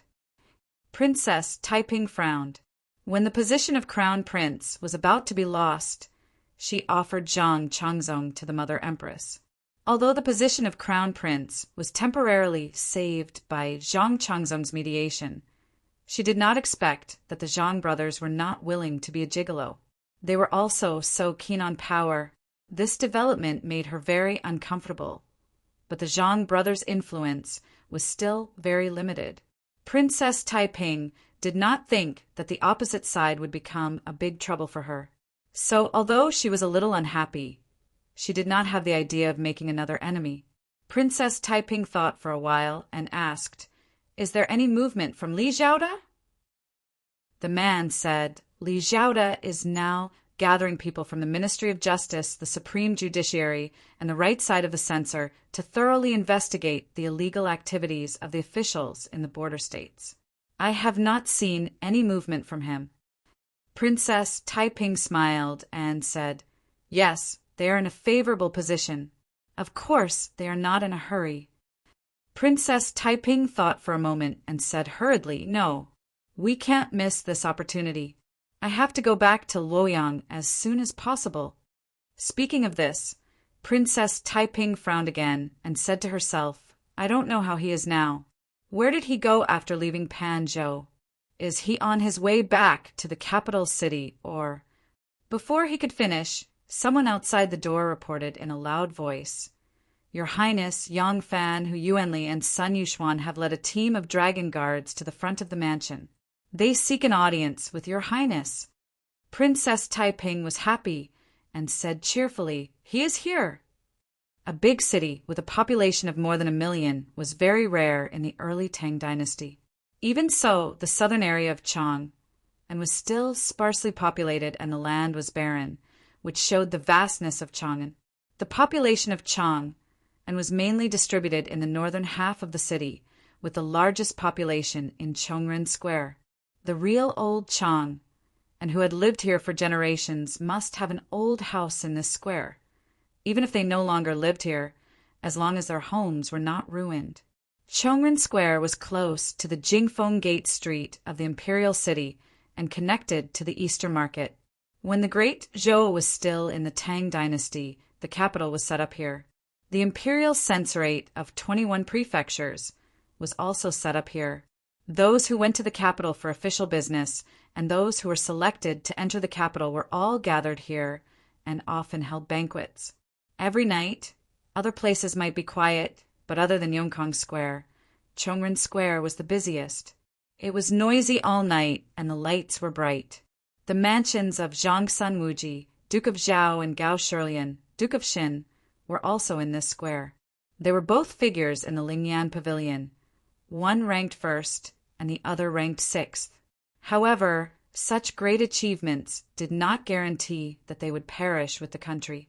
Zhang Sanwuji was sentenced to death by Emperor Gaozong Liji, and Gao Shilian was already dead at that time. His son was implicated and was also demoted. Zhang Sanwuji was Emperor Gaozong Liji's blood-related uncle, and Gao Shilian was Zhang Sanwuji's blood-related uncle and Liji's blood-related granduncle.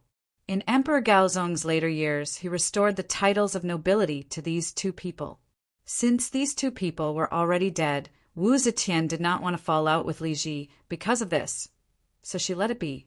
Although the descendants of these two people were lucky to have their hereditary titles restored, from then on they were abnormally low-key and lived in seclusion.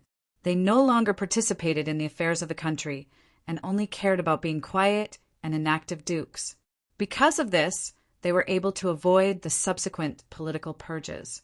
At this moment, in a spacious hall in the rear residence of Duke Xinfu, There was a rare grand occasion of more than 10 guests gathered in one place. The decoration of the hall was not extravagant, but it was very clean and elegant. The guests did not wear embroidered clothes. The colors of their clothes were simple, clean, and comfortable. Judging from the seating positions of these guests, it was a little strange. Most of these guests were old men in their 70s or 80s. Occasionally, there were 1 or 2 strong men and young men. However, the order in which they sat did not seem to have a fixed order. These people might not all have titles of nobility, and they were not officials. Then the order in which they sat should be according to age. But in reality, this was not the case. A middle-aged scribe in his 40s sat at the 4th seat, and on the 6th seat was a handsome youth who looked to be in his 20s. But the people sitting on their left and right were white-haired old people. It was really unknown what order they sat according to. These people were all kneeling on the ground. Even the white-haired old man had his neck straight and his back straight. He was sitting very energetically. Obviously, they had received strict training since they were young and had long become accustomed to sitting, lying down, and walking. So their words and actions revealed a kind of dignity and grace in their bones. Most of these people did not go out all year round. It was difficult to find someone in the entire Chong and who could recognize everyone in the hall. If there was someone who could really recognize all of these people, it would be amazing, because these inconspicuous old men, strong men, and youths were all the heads of the Guanlong rich families. When these people gathered together, it was obvious that they were planning something big. However, inside and outside the Gao residence, the 3 alleys were all filled with their sentries. Even a fly wouldn't be able to fly in, so how could anyone see their gathering? It seemed that they had talked for a long time, and now they entered a short period of silence. After a while, a white-haired old man sitting at the highest seat slowly said, "These years we have been trying hard to take back what should have belonged to us, but we have lost. Unfortunately, we have spent so much effort to infiltrate and lost another group in the political struggle. So far, we have not achieved anything." The old man's voice was old and hoarse, but no one dared to see him as a weak old man. His voice was still strong, and his eyes were still as sharp as an eagle's. He glanced around coldly and emphasized in a heavy tone, "This is a chance for us to revive, a rare chance. Maybe it is also our last chance." He didn't say too much. Everyone present was a smart person, and everyone should understand what he meant. Since this opportunity was so important to everyone, no matter who benefited more from it, everyone should do their best. If anyone had any ulterior motives, that person would be everyone's public enemy. The old man sitting at the 2nd seat coughed softly and said in a clear voice, "When I was traveling in the East Sea, I once saw fishermen catching crabs on the coast of Punglai. Crabs have 8 legs and 2 pincers. The wicker basket is not without leverage, and the crabs can climb out. But the strange thing is, when the fisherman catches the first crab, he needs to cover it to prevent it from climbing out. But when he catches more crabs, he doesn't even need to cover it anymore." I was still a young man at that time, and out of curiosity, I went to ask the fisherman. The fisherman smiled and said, "If any crab wants to climb out, there will be other crabs climbing on top of it." I observed carefully, and it was indeed so. At this point, he paused and smiled. "I think everyone understands what Dukwei means. I hope everyone can put down their prejudices, put down their own gains and losses, and go all out for a common hope. If anyone wants to be the crab that no one can climb out." The old man laughed twice, and there was a hint of killing intent in his voice. "That is our public enemy." Chapter 566. Yang Fan slowly walked into the backyard of the princess mansion. As far as his eyes could see, it was either verdant or lush green. Vines were entwined everywhere, and the vegetation was flourishing. Occasionally, a civet cat or squirrel came out of the grass. They were not afraid of people, and just stood by the roadside, staring at you with a pair of black eyes, full of wild interest. This was a very strange phenomenon. Both Anu and Xiao Man liked to take care of the courtyard in good order. Even if it was a bamboo tube or a flower, they wanted to arrange it according to their own design, so that the courtyard would be full of life. But Princess Taiping was the opposite. She liked to let things go. Probably, this had something to do with their completely different living environment. Xiao Man and Anu both lost their parents when they were young and suffered the pain of wandering, so they cherished everything they got, as long as it belonged to her. She liked to take good care of it and arrange it according to her wishes. And Li Lingyue, as a noble princess, had been restricted in all aspects since she was young, so she especially longed for freedom and longed to be unrestrained. Although Princess Taiping's temperament was like a raging fire and Shanghai was like spring water, from this point of view, the two of them were actually the same. Although Shanghai Er's boudoir in the palace was decorated in accordance with the rules. Even if it was her boudoir, it was still in the palace, and she had to be restricted by the rules. And when she traveled the Dragon's Gate, she wandered alone between the mountains and rivers and let go of her mood, revealing her true thoughts. She also longed for freedom and longed for an unrestrained life. Yang Fan did not know why. When he saw the wild scenery in the courtyard, he suddenly thought of comparing the differences of the four women. When he withdrew his gaze from a cluster of wild chrysanthemums, he saw a blooming, gorgeous peony, slowly flying towards him. The skirt dragged the water of the Xiang River, and jealousy killed the newly bloomed pomegranate flower. The cotton brocade skirt fluttered up and down, and the white silk inside the skirt was light and soft, perfectly showing off a pair of straight and round long legs. This was Taiping. Even some pretty girls from humble families paid attention to not showing their teeth when they smiled and not swaying their skirts when they walked, but the rules were like bullshit to her. Princess Li Lingyue of the Tang dynasty. There were maids and eunuchs in the courtyard, but they seemed to be used to their master's behavior and turned a blind eye to it. On the contrary, when Yang Fan saw this scene, it was as if he had become a thief. He hastily looked left and right. Those eunuchs and palace maids were very clever. As soon as they saw Yang Fan was embarrassed, they obediently turned around and quickly disappeared without a trace. Erlang. Taiping's long hair fluttered as she happily threw herself into Yang Fan's embrace. Yang Fan subconsciously hugged her soft body as her long hair slowly fell onto Yang Fan's arm. Princess Taiping's long-cherished wish was fulfilled since the two of them talked about their matters in Taimen town. It was a pity that Yang Fan went south alone the next day, and the two of them did not have a chance to be intimate. Taiping could only suppress her yearning and suffer until today. Now that she saw Yang Fan, the yearning that she had suppressed for many days was like a flood bursting out of a dam. Taiping tightly hugged Yang Fan's body and used all her strength. After a long time, she slowly let go of Yang Fan and opened her seductive eyebrows. Her starry eyes were full of lingering love. Erlang, you are finally back. Yes, I am back. When Yang Fan saw her heartfelt joy and felt her deep affection, he couldn't help but feel inexplicably moved in his heart, causing him to be able to transform his usually eloquent tongue into a simple sentence in the end. Princess Taiping's eyes also smiled and her eyebrows also curved. She gently held Yang Fan's big hand and sweetly said, "Come, quickly sit down in the room and rest for a while. We will talk again." Yang Fan did not move and only laughed dryly. Princess Imperial Censor, who and Physician's son are still waiting in the front hall. Ah, Taiping suddenly understood and wrinkled her nose unhappily. What are these two annoying fellows doing here? Yang Fan smiled bitterly. This kind of unreasonable words. What else could he do but smile bitterly? Taiping immediately felt relieved and smiled brightly. Then you come with me. It is not good for me to see them like this.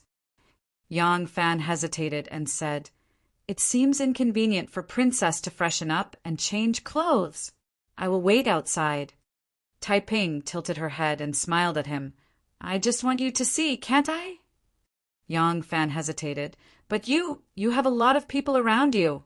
Taiping giggled and looked at him with a pair of smiling eyes. She teased, When there is no one by your side, you are more daring than anyone else. What's wrong? I have a maidservant waiting on me by my side. Are you afraid of me? She pulled Yang Fan's hand and walked back without saying anything. Don't worry. They are all people who have served by my side since I was young. There is no need to avoid anything. This was the truth. In a large family, even if it was the master's private matters, there was no need to hide from the people around him. Those maids had to serve tea and wet towels at the side. Sometimes they also had to do some services to liven things up. The master had long been used to treating them as an object and not an independent person. But how could Yang Fan get used to it? He was pulled into the room by her and felt uncomfortable all over. Imperial censor Hu and physician's son sat in the middle of the hall, pacing and waiting, chatting and waiting to relieve boredom. Waiting and waiting. The two of them had long heard about the affair between Yang Fan and Princess Taiping, so they felt that it was natural for Princess Taiping to summon Yang Fan to meet her in the backyard. Now that the two of them had not come out after waiting for so long, they still felt that it was natural. Thus, the two of them continued to wait, as if it was a matter of course. The meeting in Shinduku was still continuing. What they were discussing was the same news that Princess Taiping had just heard. There will be a lot of vacancies in the imperial court. Strike a group of cruel officials of the imperial censorate? Zhang Jianji's breadth of mind and ambition were far greater than this. Zhang Jianji was also a descendant of an aristocratic family. He was the descendant of Marquis Lu, one of the three heroes of the early Han dynasty, Zhang Liang. During the Warring States period, Zhang Liang's father had served as the prime minister of Han for 5 generations. After Zhang Liang made great contributions to the Han dynasty, his sons inherited his father's legacy and grew stronger day by day. From the Han dynasty to the Tang dynasty, there were more than 20 prime ministers or officials equivalent to prime ministers among Zhang Liang's descendants. From the Warring States period to the present, the Zhang clan had always been a clan of prime ministers. As a result, among the descendants, there were 10 branches that had the prestige of a county. Zhang Jianji was born in the Zhang clan of Xianyang, one of the descendants of the 10 branches that had the prestige of a county. Although Zhang Jianji made the harm of the cruel officials sound so serious, it was not a long-term solution to treat the problem. Therefore, Zhang Jianji's main purpose was not to punish this group of cruel officials. Today, you spent so much effort to get rid of the imperial censorate. Tomorrow, as long as the emperor felt that it was necessary, she could rebuild the imperial censorate overnight. The emperor never lacked talents. Whatever talents she needed, even if she had killed everyone in the imperial court, she could immediately find another batch from the people. In the heart of Zhang Jianji, a firm official who protected the Li faction, Wu Zetian was a usurper. Under a guilty conscience, she only valued cruel officials. The harm of cruel officials could never be eliminated. If he wanted the world to be at peace, the only way was to return the power to the Li family. In order to realize his personal ambition, to become a top official, to leave his name in history, and to restore the reputation of his ancestors, he could only accomplish such a great feat as restoring the Li family. The imperial censorate's intention to raise bandits to gain self-respect, to create a rebellion in the south, and to stop Yang Fan. These things were not within their plans and expectations, but because they had long had ambitions, they thought of using the influence of this matter to expand the influence of this matter, and then achieve their own goals. This plan was indeed successful. After Wu Zetian seized the throne, for the sake of the stability of the country, she did not touch the guards of the border provinces that did not pose any threat to her. And those who were not touched by her were precisely those who were mediocre. For example, the truly prestigious and capable generals and officials like Black Tooth Changji were instead eliminated one by one as a precaution. Now that her country had stabilized, and such a thing happened, Wu Zetian really wanted to take this opportunity to clean up these places, dismissing those mediocre officials who held their positions and did not participate in politics. And this was exactly what the aristocratic families wanted. The influence of the aristocratic families was everywhere. In addition to the descendants of their own families, there were also people that they had roped into their own power through marriage, cultivation, support, and other means. These people were everywhere in the court, and as the emperor, she could not possibly abandon all the great families in the world and not use them. Although Wu Zetian suppressed the aristocratic families, even the prime ministers around her, if their ancestry was checked, 60 to 70% of them were descendants of aristocratic families. Not to mention how many descendants of aristocratic families were in the lower levels of government. However, Wu Zetian's suppression policy was still effective. Those aristocratic families did not want to support a woman as the emperor, and the consequence of opposing her was that it was difficult for them to infiltrate more power into the upper levels. This incident gave them an excellent opportunity. Since there was little effect from the top down, they wanted to carry it out from the bottom up, infiltrate from the outside, and take a roundabout route. With their ubiquitous connections and relationships, as long as they could smoothly let their sons and nephews become officials, they were confident that within a few years, these sons and nephews who were officials in the border provinces would be promoted or transferred, gradually moving closer to the central government. Once this huge plan succeeded, it would be much easier to achieve their goals and ideals. But the Shandong aristocratic families were not the only power in the world. If they had the power to control everything, they could have already decided the rise or fall of the emperor. Why would they go through so much trouble? The Wu group, led by Wu Qingxi and Wu Sanxi, the Li group, led by Princess Taiping, Zhang Yiji and Zhang Changzong's gigolo groups, and even the Shandong aristocratic families, the Guanlong aristocratic families, and some powerful ministers also wanted to take this opportunity to expand their power. Everyone wanted a piece of this big cake. So how could the Shandong aristocratic families get all the benefits? This meeting was the dying struggle of the Guanlong aristocratic families, who were on the decline day by day.